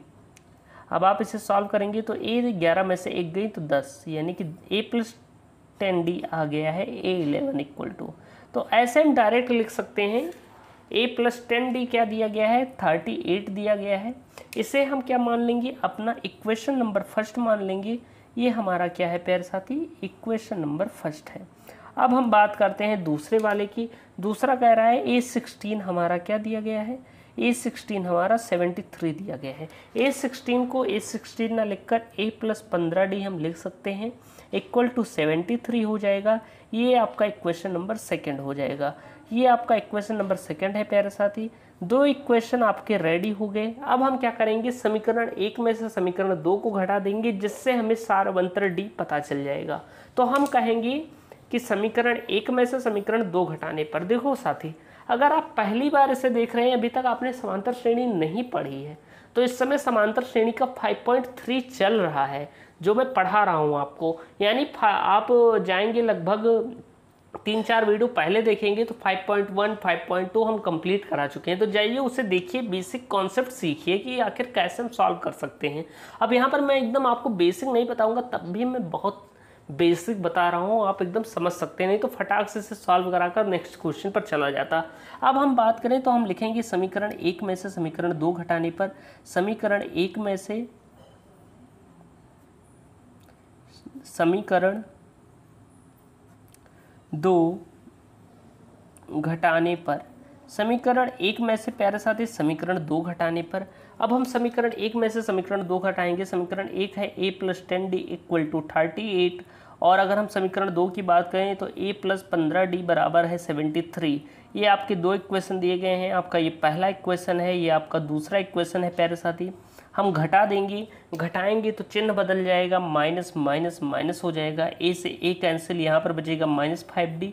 और जब आप 73 में से 38 को घटाएंगे तो क्या आएगा, 73 में से 38 को घटाएंगे तो आएगा 5, और यहाँ पर भी जाएगा 3, यानी 35 बचेगा प्यारे साथी। आपका क्या बचेगा, 35 बचेगा माइनस का। अब देखिए माइनस से माइनस कैंसिल हो जाएगा, D का मान निकालेंगे तो 35/5 आएगा, यानी D बराबर आपका आएगा 5 × 5 5 7 35, यानी D बराबर आपका आ गया 7। अब प्यारे साथी हमें D की वैल्यू पता चल गई है। अब हमें क्या करना है, अब हमें D का मान किसी समीकरण में रख देना है, जिससे क्या पता चलेगा, A की वैल्यू भी हमें पता चल जाएगी। तो आप चलिए हम चलते हैं नेक्स्ट पेज पर। तो चलिए अगले पेज की बात करते हैं, इसे थोड़ा ऊपर करते हैं। अब हम क्या करेंगे प्यारे साथी, D का मान हम लिखेंगे, D का मान समीकरण 1 में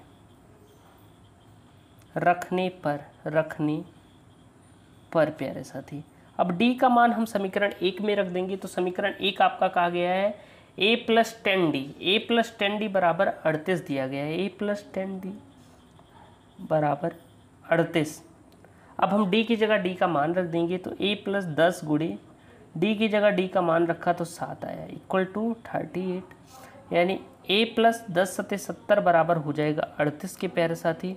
यानी कि अगर हम बात करें तो A बराबर आ जाएगा 38 - 70, और अगर आप इसे घटाएंगे तो यहाँ पर आएगा a बराबर माइनस का 32, a बराबर आपका माइनस का 32 आ गया है। 38 में 2 जोड़ोगे 40 और 30 70, जी हाँ, आपका प्रथम पद माइनस का 32 आ गया है। और हमें ज्ञात क्या करना था, आप प्रश्न में देखेंगे तो हमें ज्ञात करना था a31 हमें ज्ञात करना था, 31वां पद ज्ञात करना था। तो हम लिखेंगे 31वां पद a31 इक्वल टू हमें ज्ञात करना था, तो a प्लस 30d से लिख देंगे। अब हम यहाँ पर मान रख देंगे प्यारे साथी, a का मान हमारा -32 आया है, d बराबर हमारा 7 था ही, हम मान रख देंगे। तो a की जगह हम -32 रखे प्लस d30 इंटू डी की जगह d का मान 7 रख दिए, यानी प्यारे साथी -32 प्लस का 210 हो जाएगा, 7 3 21 हो जाएगा। आप इसे सॉल्व करेंगे तो यहाँ पर बचेगा प्यारे साथी, अगर हम इसे सॉल्व करते हैं तो यहाँ पर 210 में से आप 32 घटाएंगे तो यहाँ पर बचेगा प्यारे साथी 8, यहाँ बचा, यहाँ पर बचेगा 7, 178 बचेगा, यानी कि आपका 31वां पद 178 आ गया है। यानी हम कह सकते हैं अतः a31 अतः 31वां पद बराबर 178, और यही आपका प्यारा सा आंसर हो। आई होप आपको बेहतरीन तरीके से समझ में आया होगा कि आखिर हम कैसे इन प्रश्नों को सॉल्व करते हैं। चलिए चलते हैं अगले प्रश्न की ओर। इतना थक जाते हैं आपके लिए वीडियो बनाते हुए, प्लीज़ वीडियो को लाइक कर दिया कीजिए। चलिए चलते हैं अगले प्रश्न पर। प्यारे साथी, अगला प्रश्न आपके सामने आ गया है जो कि प्रश्न संख्या 8 है। आखिर कैसे सॉल्व करेंगे, तो ऐसी दो संख्याएं ज्ञात करना है जिनका योग 27 है तथा गुणनफल 182 है। प्यारे साथी, कैसे सॉल्व करेंगे ध्यान से समझिएगा। मान लेंगे कि माना पहली संख्या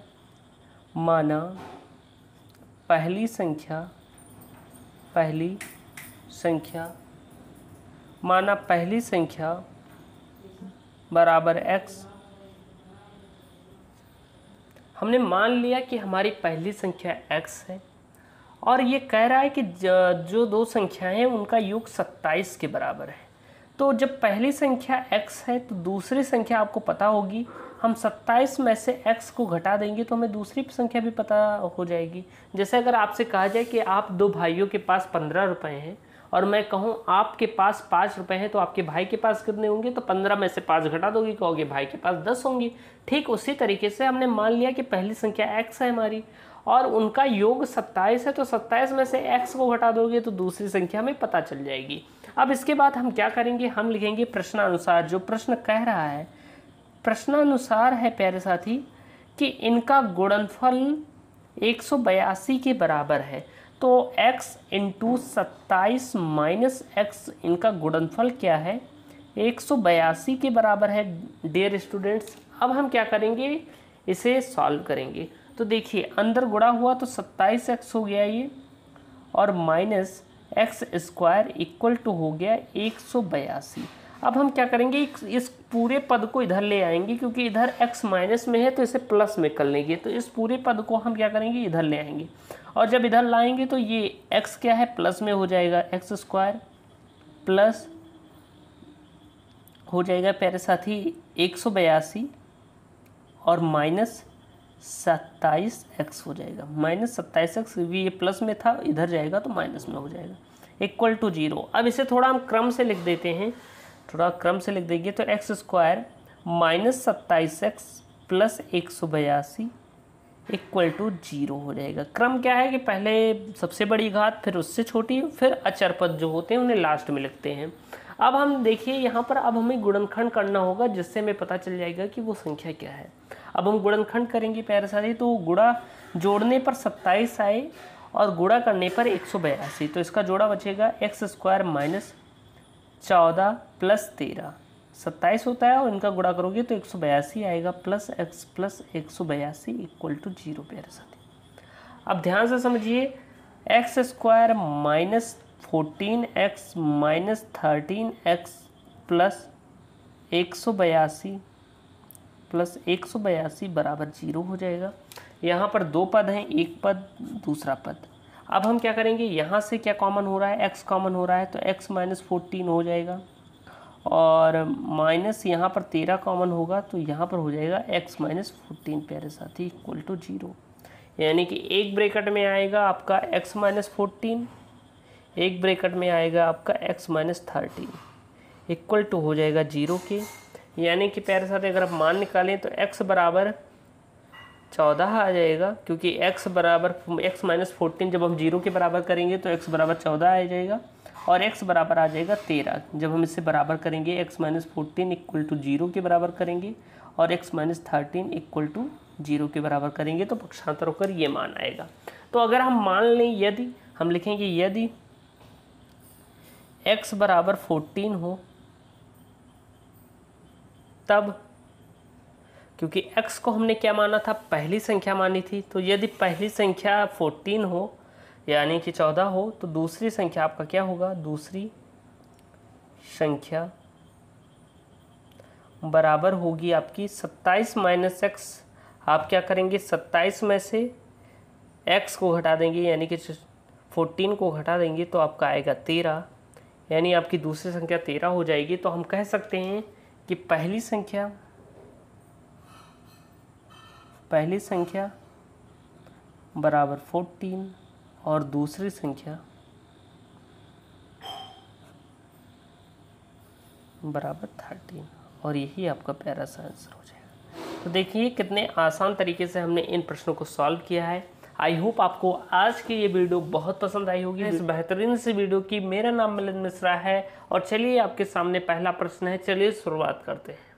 प्रश्न संख्या 1 आप सभी के सामने आ गया है मेरे प्यारे साथी, और बहुत ही अच्छे तरीके से हम इन प्रश्नों को सॉल्व करने वाले हैं। दीर्घोत्तरीय प्रश्न जो होते हैं बहुत ही इंपॉर्टेंट होते हैं परीक्षा की दृष्टि से। अगर हम बात करें प्यारे साथी तो ये लगभग 6 अंक के पूछे जाते हैं आपके, यानी एक प्रश्न आप करेंगे इतना बड़ा तो आपका 6 अंक एकदम क्लियर हो जाएगा। तो चलिए शुरुआत करते हैं इस प्रश्न को सॉल्व करने की बेहतरीन तरीके से। तो चलिए अब हम प्रश्न पढ़ते हैं। प्रश्न कह रहा है कि आफताब अपनी पुत्री से कहता है कि 7 साल पहले मैं तुमसे 7 गुनी आयु का था। आफताब क्या कहता है अपनी पुत्री से कि 7 वर्ष पहले मैं तुमसे 7 गुनी आयु का था, तथा अब से 3 वर्ष पश्चात मैं तुमसे 3 गुनी आयु का रह जाऊंगा। यानी आज से 3 साल बाद वो अपनी पुत्री के आयु का 3 गुना ही रह जाएगा। फिर कह रहा है कि इस स्थिति को बीजगणितीय प्रतिस्थापन विधि द्वारा हल करके बताइए कि आफताब तथा उसकी वर्तमान आयु क्या है। हमें आफताब और उसकी वर्तमान आयु पता करनी है। किस विधि से? प्रतिस्थापन विधि से पता करनी है। तो हम पहले क्या करेंगे प्यारे साथी, पहले हम इसका इक्वेशन बनाएंगे, आखिर इसका समीकरण क्या होगा, कैसे बनेगा। यहाँ पर कह रहा है कि आफताब अपनी पुत्री से कहता है कि 7 साल पहले मैं तुमसे 7 गुनी आयु का था। तो हमें तो पता नहीं है कि आफताब की उम्र क्या थी, ना ही उसकी पुत्री की उम्र हमें पता है। अब क्योंकि वो कह रहा है अपनी पुत्री से कि 7 साल पहले मैं तुमसे 7 गुनी आयु का था, तो प्यारे साथी अगर हम बात करें यहाँ पर, तो यहाँ पर हम कह सकते हैं कि आफताब की आयु x वर्ष है। हमने मान लिया कि आफताब की आयु बराबर है x वर्ष, तथा हमने मान लिया उसकी पुत्री की आयु क्या है प्यारे साथी, y वर्ष है। हमने माना है कि माना आफताब की आयु बराबर x वर्ष और माना उसके पुत्री की आयु बराबर y वर्ष है। अब इसके बाद अगर हम बात करें तो प्रश्न आपसे कह रहा है कि 7 साल पहले आफताब अपनी पुत्री से कहता है 7 साल पहले मैं तुमसे 7 गुनी आयु का था। यानी कि अगर हम प्रथम शर्त की बात करें तो वो कह रहा है प्यारे साथी, हम लिखेंगे प्रथम शर्तानुसार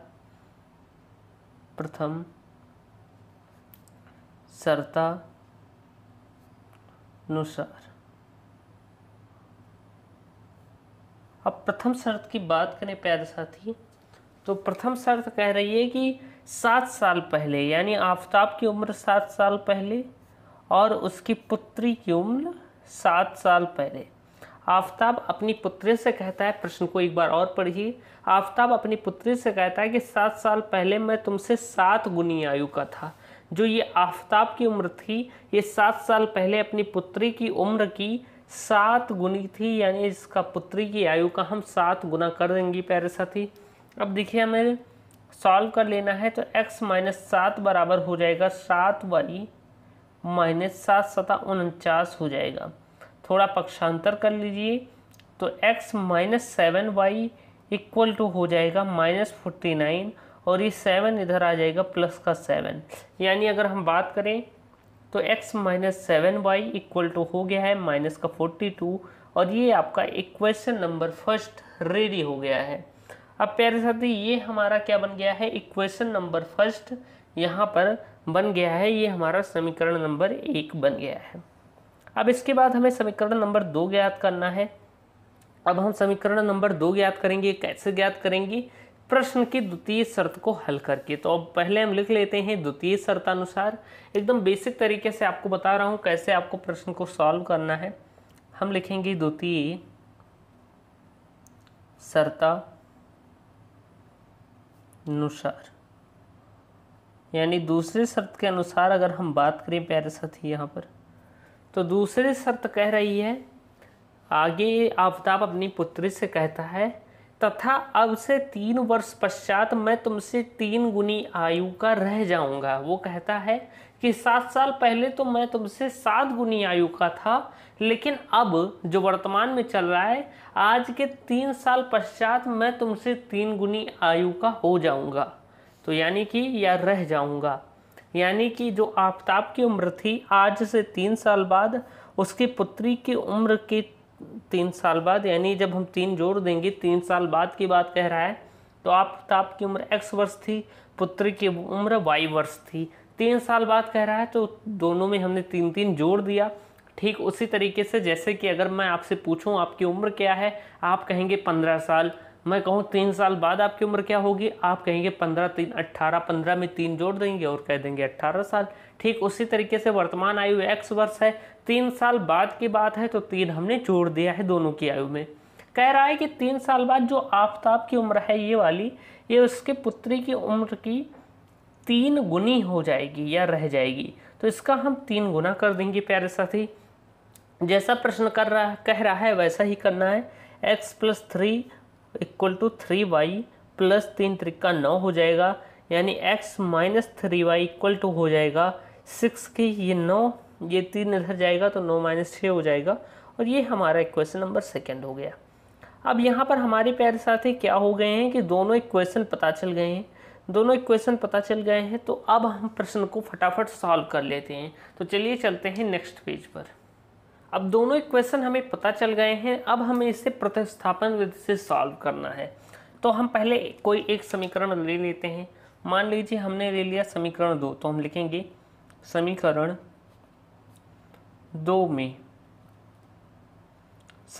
2 में प्यारे साथी हम क्या करेंगे, समीकरण 2 आपका दिया गया है x - 3y इक्वल टू 6। यहाँ पर हम किसी एक पद का मान यानी कि वैल्यू निकाल लेंगे।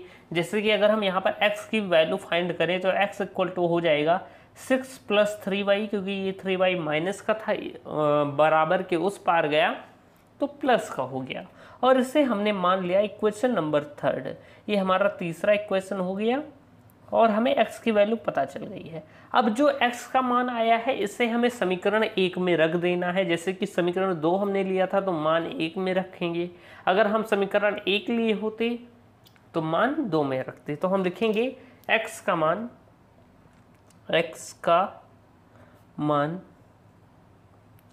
समीकरण 1 में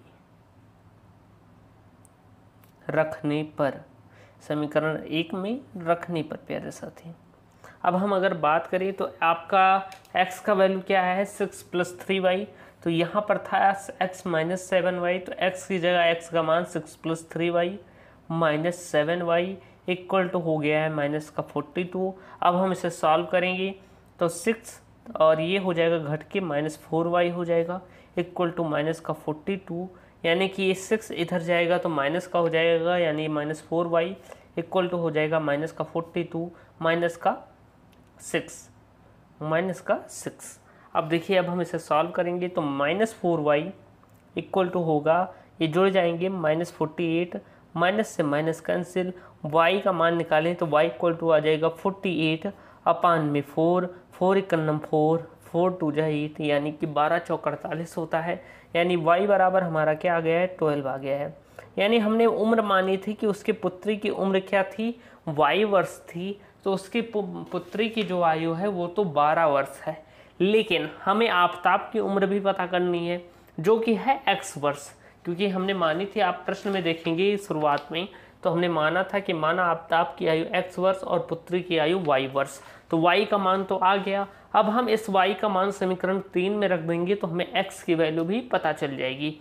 तो हम लिखेंगे y का मान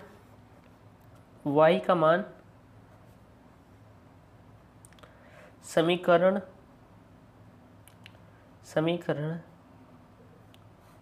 3 में रखने पर y का मान समीकरण 3 में रखने पर प्यारे साथी अगर हम बात करें तो y समीकरण 3 आपका था 6 + 3y, यही तो था x बराबर 6 + 3y। तो अगर हम यहाँ पर मान रखें तो 6 + 3 × y के जगह y का मान 12 हमने रखा, यानी अगर हम सॉल्व करें तो x इक्वल टू आएगा 6 + 12 × 36 होता है, यानी कि x बराबर आएगा 36 से 42, यानी x का मान आपका 42 आ गया है, जिसे हम 42 भी कहते हैं। तो अब हम कह सकते हैं प्यारे साथी, अतः आफताब की उम्र x बराबर 42 वर्ष तथा उसकी पुत्री की उम्र बराबर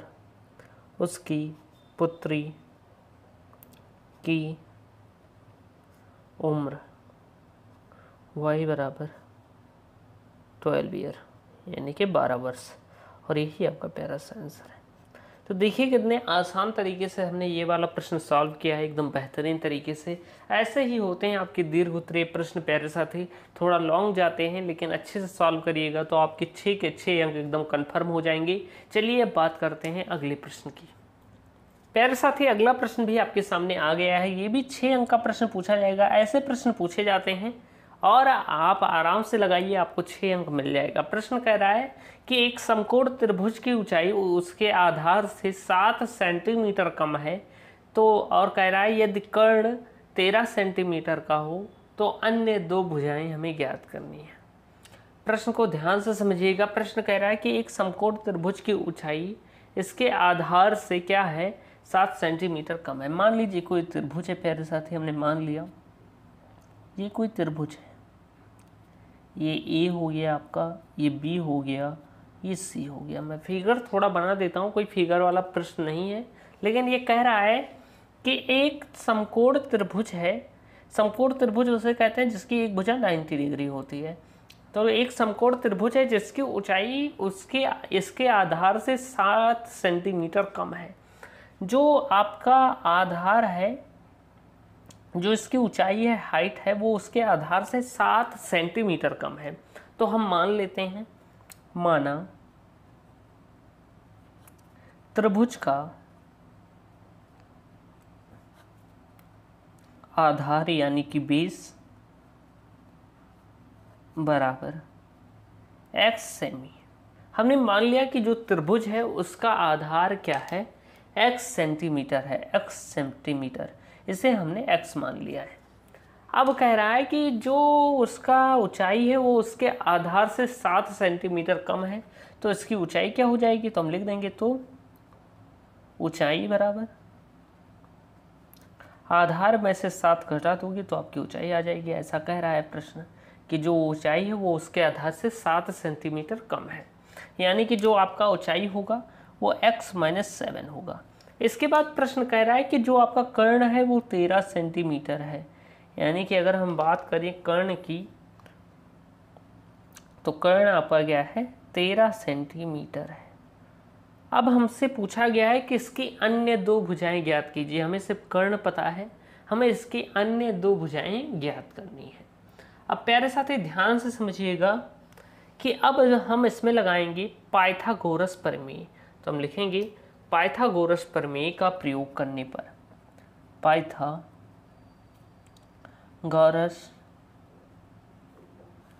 प्रमेय का प्रयोग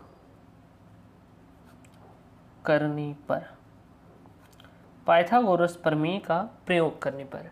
अब पाइथागोरस प्रमेय क्या कहता है प्यारे साथी, आप जानते होंगे। तो पाइथागोरस प्रमेय कहता है कि कर्ण का स्क्वायर बराबर होता है लंब का स्क्वायर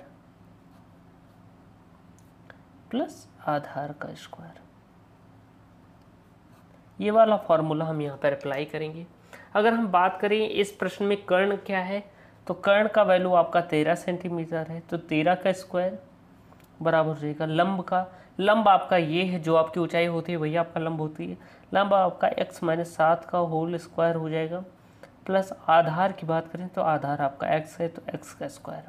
अब हम इसे सॉल्व कर लेंगे, तब हमें एक गुणनखंड करना पड़ेगा, यानी एक समीकरण प्राप्त होगा जिसका हम गुणनखंड करेंगे और हमें आंसर भी प्राप्त हो जाएगा। 13 का वर्ग करोगे 169 हो जाता है, 13 दे रही हूँ 169, A square plus A minus B का होल स्क्वायर होता है A square plus B square minus 2ab। तो A square plus B square 7 हो जाएगा माइनस 14x। माइनस क्या हो जाएगा प्यारे साथी 14x हो जाएगा, क्योंकि 7x और 2ab होता है तो ये माइनस 14x हो जाएगा। और प्लस एक्स स्क्वायर का होल स्क्वायर, एक्स स्क्वायर ही होगा। सॉल्व कीजिए तो 169 बराबर हो जाएगा 2x स्क्वायर माइनस 14x और प्लस का 49 हो जाएगा प्यारे साथी। अब हम क्या करेंगे, इस 169 को इधर ले आएंगे तो ये माइनस में हो जाएगा। ये क्या हो जाएगा प्यारे साथी माइनस में हो जाएगा। तो अब हम इसे सॉल्व करते हैं तो ये हो जाएगा 2x square minus 14x plus का 49 था, ये इधर आया तो माइनस का 169 हो गया इक्वल टू 0। अब हम इसे सॉल्व करेंगे तो 2x स्क्वायर माइनस 14x और 169 माइनस 169 में जब प्लस का 49 जोड़ोगे तो कितना आएगा, यानी ये आपस में घट जाएंगे और घटेंगी तो आपका आएगा माइनस का 120 प्यारे साथी। अब हम चाहें तो इसमें 2 से भाग दे देते हैं, तो क्योंकि आसान हो जाएगा तो हम लिखेंगे 2 से भाग देने पर, 2 से भाग देने पर। थोड़ा आपको आवाज़ में परिवर्तन होगा, मुंह में थोड़ा छाले निकले हैं इसलिए आवाज़ बदल गई, बोला नहीं जा रहा है, लेकिन आपके लिए मेहनत कर रहे हैं कि क्लास रुके ना, इसी को पूरा करने के लिए कि एक भी दिन आपकी क्लास किसी वजह से रुके ना, आप अच्छे से पढ़ते रहें, इसलिए वीडियो बना रहा हूँ। वैसे तबीयत बहुत ख़राब है इसलिए थोड़ा आवाज़ में परिवर्तन आएगा, तो थोड़ा आप एडजस्ट कीजिएगा। तो 2 से भाग करेंगे तो एक्स स्क्वायर माइनस 2 सत्ते 14 7x हो जाएगा और माइनस 60 दूना 120 इक्वल टू 0 हो जाएगा। अब प्यारे साथी ये हमें पता चल गया है समीकरण। अब हम इसका गुणनखंड कर देंगे, हम इसका गुणनखंड कर दें, फिर क्या होगा कि हमें इनके मान भी पता चल जाएंगे। तो यहाँ पर प्यारे साथी अगर हम बात करें तो यहाँ पर गुणा करने पर आप गुणनखंड करना जानते ही होंगे। ऐसा आ रहा है कि गुणा करने पर 60 आए और जोड़ने या घटाने पर 7 आए, तो 12 पंचे 60 होता है, 12 में से 5 जाएंगी तो 7 बचेगा, यानी 12 5 का पेयर बनेगा। X square minus 12 minus 5 into x minus 60 equal to 0। अब हम इसे सॉल्व करेंगे तो एक्स स्क्वायर माइनस ये हो जाएगा गुणा माइनस 12x और माइनस माइनस प्लस हो जाएगा, प्लस का 5x माइनस 60 इक्वल टू 0। अब हम कॉमन ले लेंगे, यहाँ पर 2 पेयर बन चुके हैं। अब देखिएगा एक पेयर ये है, एक पेयर ये है। अब इसमें हम कॉमन लेंगे प्यारे साथी, तो यहाँ पर हम लेंगे x कॉमन, तो हो जाएगा x माइनस 12 और यहाँ पर लेंगे हम 5 कॉमन, तो यहाँ पर भी हो जाएगा x माइनस 12, क्योंकि 12 पंचे 60 होता है। यानी एक ब्रैकेट में आपका आएगा x माइनस 12, एक ब्रैकेट में आएगा x प्लस 5 इक्वल टू 0। अब हम इसके मान ज्ञात कर सकते हैं प्यारे साथी। अब हम इन दोनों को 0 के बराबर कर देते हैं, यानी x माइनस 12 इक्वल टू 0 हो जाएगा एक तरफ, और x प्लस 5 इक्वल टू 0 हो जाएगा। एक जगह x का मान 12 आएगा प्लस का, और एक जगह x का मान -5 आएगा। अब x बराबर -5 क्या हो जाएगा, असंभव है, क्योंकि त्रिभुज की भुजाएं ऋणात्मक नहीं होती। तो हम लिखेंगे चूंकि x बराबर -5 असंभव है या मान्य नहीं है, असंभव है, क्योंकि त्रिभुज की भुजाएं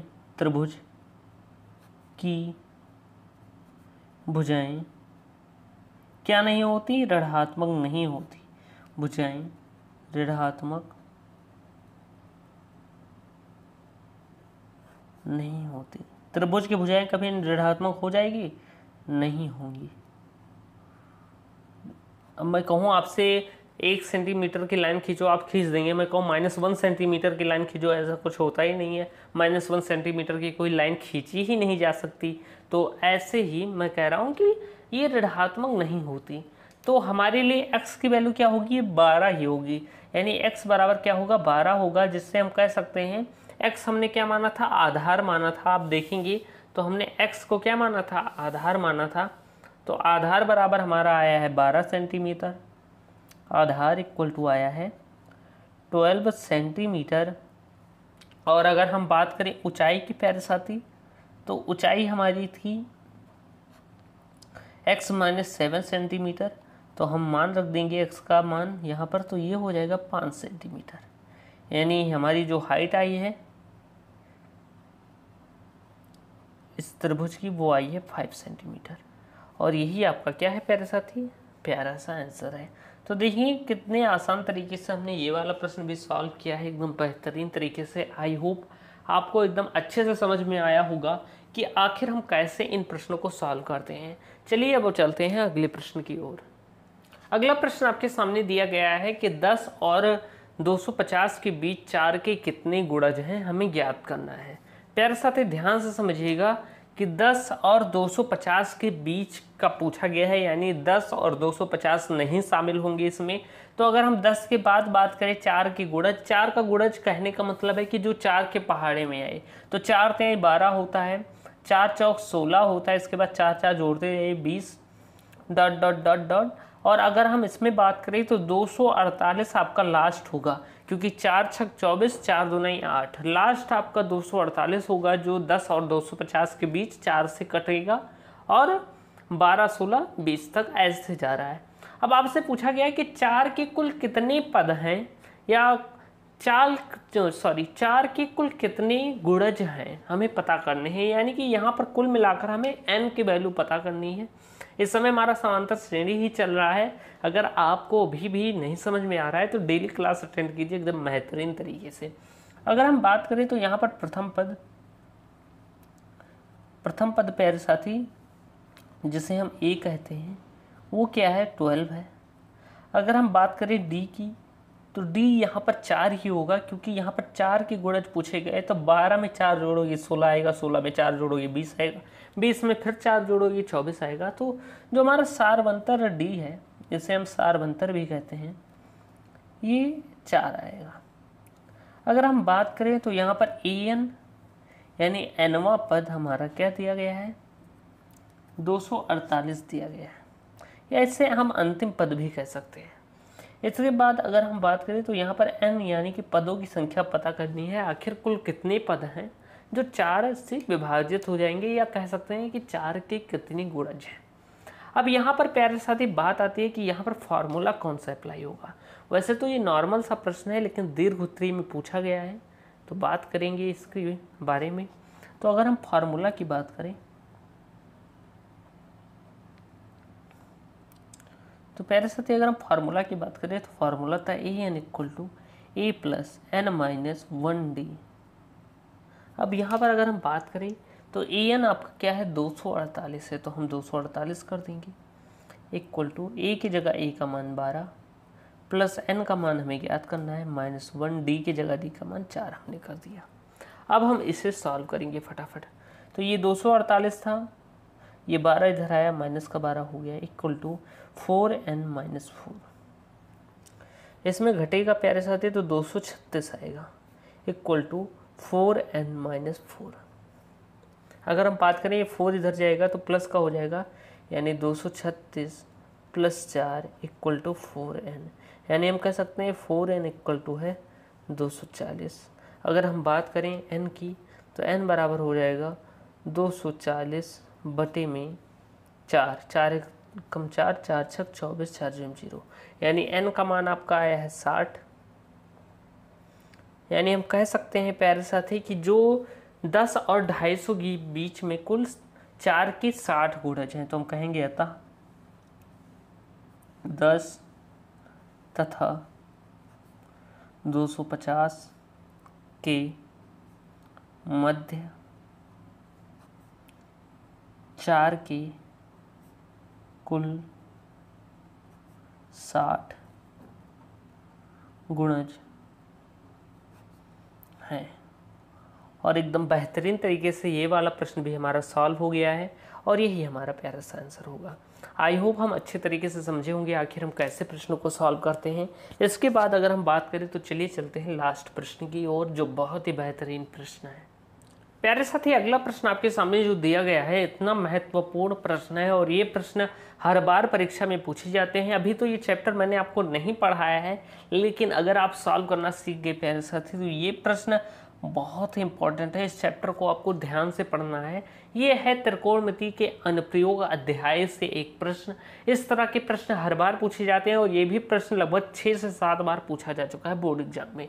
इस प्रश्न की बात करें प्यारे साथी तो ये कह रहा है कि समुद्र तल से 75 मीटर ऊंची लाइट हाउस के शिखर से देखने पर दो समुद्री जहाज के अवनमन कोण 30 डिग्री तथा 45 डिग्री हैं। यदि लाइट हाउस की एक ही ओर एक जहाज दूसरे जहाज के ठीक पीछे हो तो दोनों जहाज़ों के बीच की हमें दूरी ज्ञात करनी है। प्यारे साथी, आप ध्यान से समझिएगा। ये कह रहा है कि एक समुद्र तल से 75 मीटर ऊंची लाइट हाउस के शिखर पर क्या होता है, देखने पर अवनमन कोण क्या बनता है, 30 डिग्री और 45 डिग्री का बनता है प्यारे साथी। तो अगर हम अवनमन कोण की बात करें तो हम ऊंचाई से अगर कोई चीज़ देखते हैं, मान लीजिए कोई ऊंचाई है, यहाँ से हम कुछ देख रहे हैं, नीचे कोई कार वार देख रहे हैं, तो इसका जो एंगल बनेगा ये बनेगा अवनमन कोण, इसे हम कहते हैं प्यारे साथी। तो चलिए हम इसका फिगर ड्रा करते हैं। मान लीजिए कोई 75 मीटर ऊंची क्या है लाइट हाउस है, ये क्या है 75 मीटर ऊंचा है, ये क्या है एक लाइट हाउस है, लाइट हाउस प्यारे साथी। ये क्या है एक लाइट हाउस है जो 75 मीटर ऊंचा है। और यहाँ पर ऊपर से मान लीजिए यहाँ से देखने पर, यानी कह रहा है समुद्र तल से 75 मीटर ऊंची लाइट हाउस के शिखर से देखने पर दो जहाज़ों के अवनमन कोण, दो जहाज़ों के अवनमन कोण प्यारे साथी। तो ऐसे मैंने एक क्षैतिज रेखा मान ली है। मान लीजिए ये आपका क्या है जमीन वाला भाग है, इसे हम धरातल कह सकते हैं या समुद्र मान लीजिए, ये हम क्या मान सकते हैं समुद्र तल, समुद्र तल। ये हमने माना है कि ये हमारा समुद्र तल है। अब यहाँ पर दो जहाज हैं, मान लीजिए हमारी पहली जहाज क्या है, ये रही आपकी पहली जहाज और ये रही आपकी दूसरी जहाज प्यारे साथी। और कह रहा है कि शिखर से देखने पर दोनों जहाज़ों के अवनमन कोण 30 डिग्री तथा 45 डिग्री हैं। तो यहाँ पर जो पहले अवनमन कोण, हम यहाँ पर एक थोड़ा इसे क्षैतिज रेखा खींच लेते हैं जिससे हमें अवनमन कोण पता चले। तो पहले जहाज को यहाँ से देखने पर क्या हो रहा है, पहले जहाज को देखने पर यहाँ पर क्या बन रहा है 30 डिग्री का कोण बन रहा है प्यारे साथी।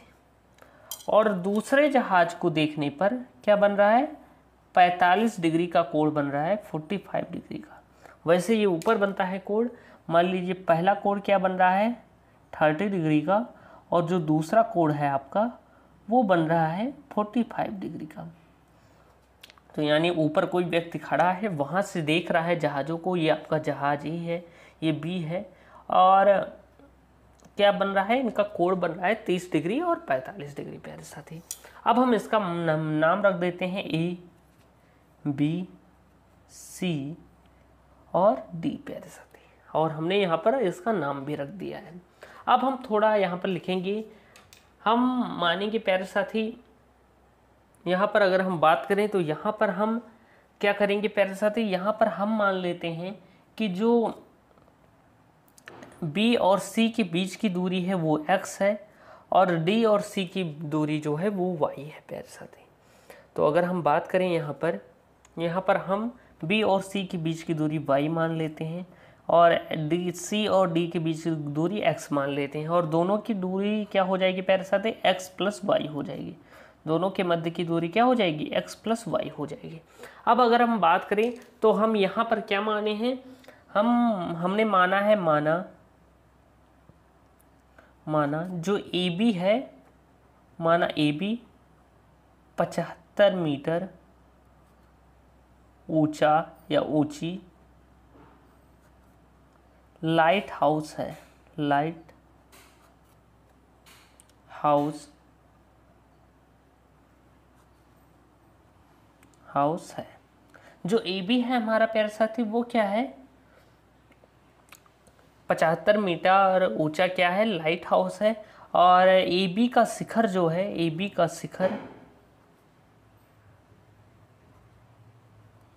शिखर बिंदु क्या है, A है प्यारे साथी। इसका शिखर बिंदु क्या है, A है।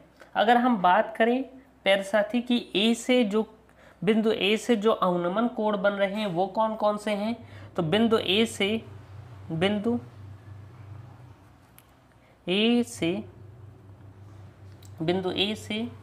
अवनमन कोण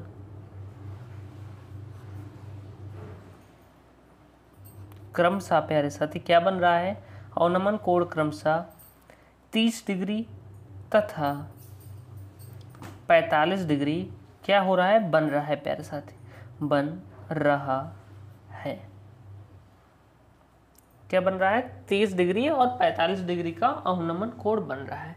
तो प्यारे साथी इतना हमने लिख लिया कि माना AB जो है वो 75 मीटर ऊंची क्या है, एक लाइट हाउस है, और AB का शिखर बिंदु क्या है, बिंदु A है, और बिंदु A से जो अवनमन कोण क्रमशः बन रहे हैं वो 30 डिग्री और 45 डिग्री का बन रहा है। अब हम बात करें प्यारे साथी यहाँ पर, तो हम यहाँ पर त्रिभुज ABC में या ACB में बात करेंगे पहले। तो हम पहले लिखेंगे प्यारे साथी त्रिभुज ABC में। तो चलिए पहले हम त्रिभुज की बात करते हैं, चाहे हम पहले त्रिभुज ACB की बात करें या ADB की। तो पहले हम त्रिभुज ADB की बात करते हैं, तो हम लिखेंगे त्रिभुज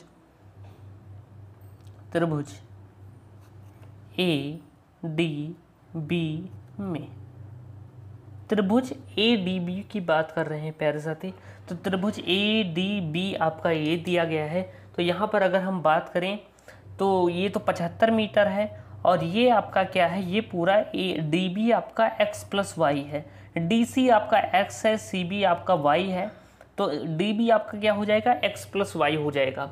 और प्यारे साथी लंब बटे आधार कहाँ होता है, लंब बटे आधार tan में होता है। तो यहाँ पर tan बन रहा है, तो tan थीटा बराबर हो जाएगा प्यारे साथी। जिनको नहीं समझ में आ रहा है, जब ये चैप्टर पढ़ाया जाएगा तो आपको अच्छे तरीके से समझ में आएगा।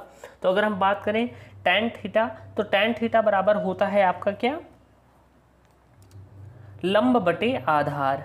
लंब बटे क्या होता है प्यारे साथी, आधार। अगर आप बात करेंगे, जो फॉर्मूला मैंने लिखाया था आपको एक बार, लाल बटे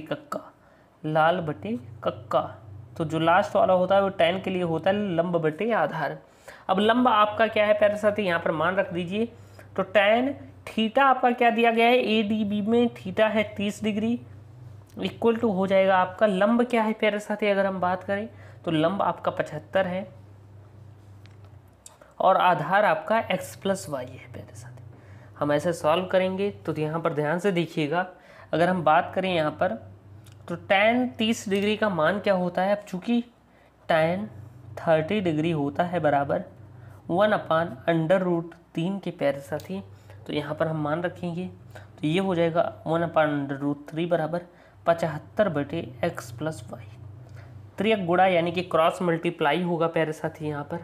तो यहाँ पर आप ध्यान से समझिएगा कि x + y बराबर हो जाएगा 75√3 और इसे हमने समीकरण नंबर 1 मान लिया है।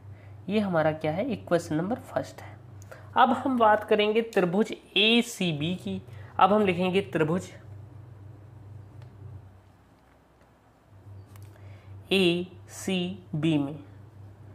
त्रिभुज ACB में बात करें प्यारे साथी अगर, तो त्रिभुज ACB आपका ये दिया गया है और यहाँ पर भी आपका tan ही बन रहा है, यानी कि tan थीटा आपका होगा यहाँ पर फिर बराबर tan थीटा बराबर होगा लंब बटे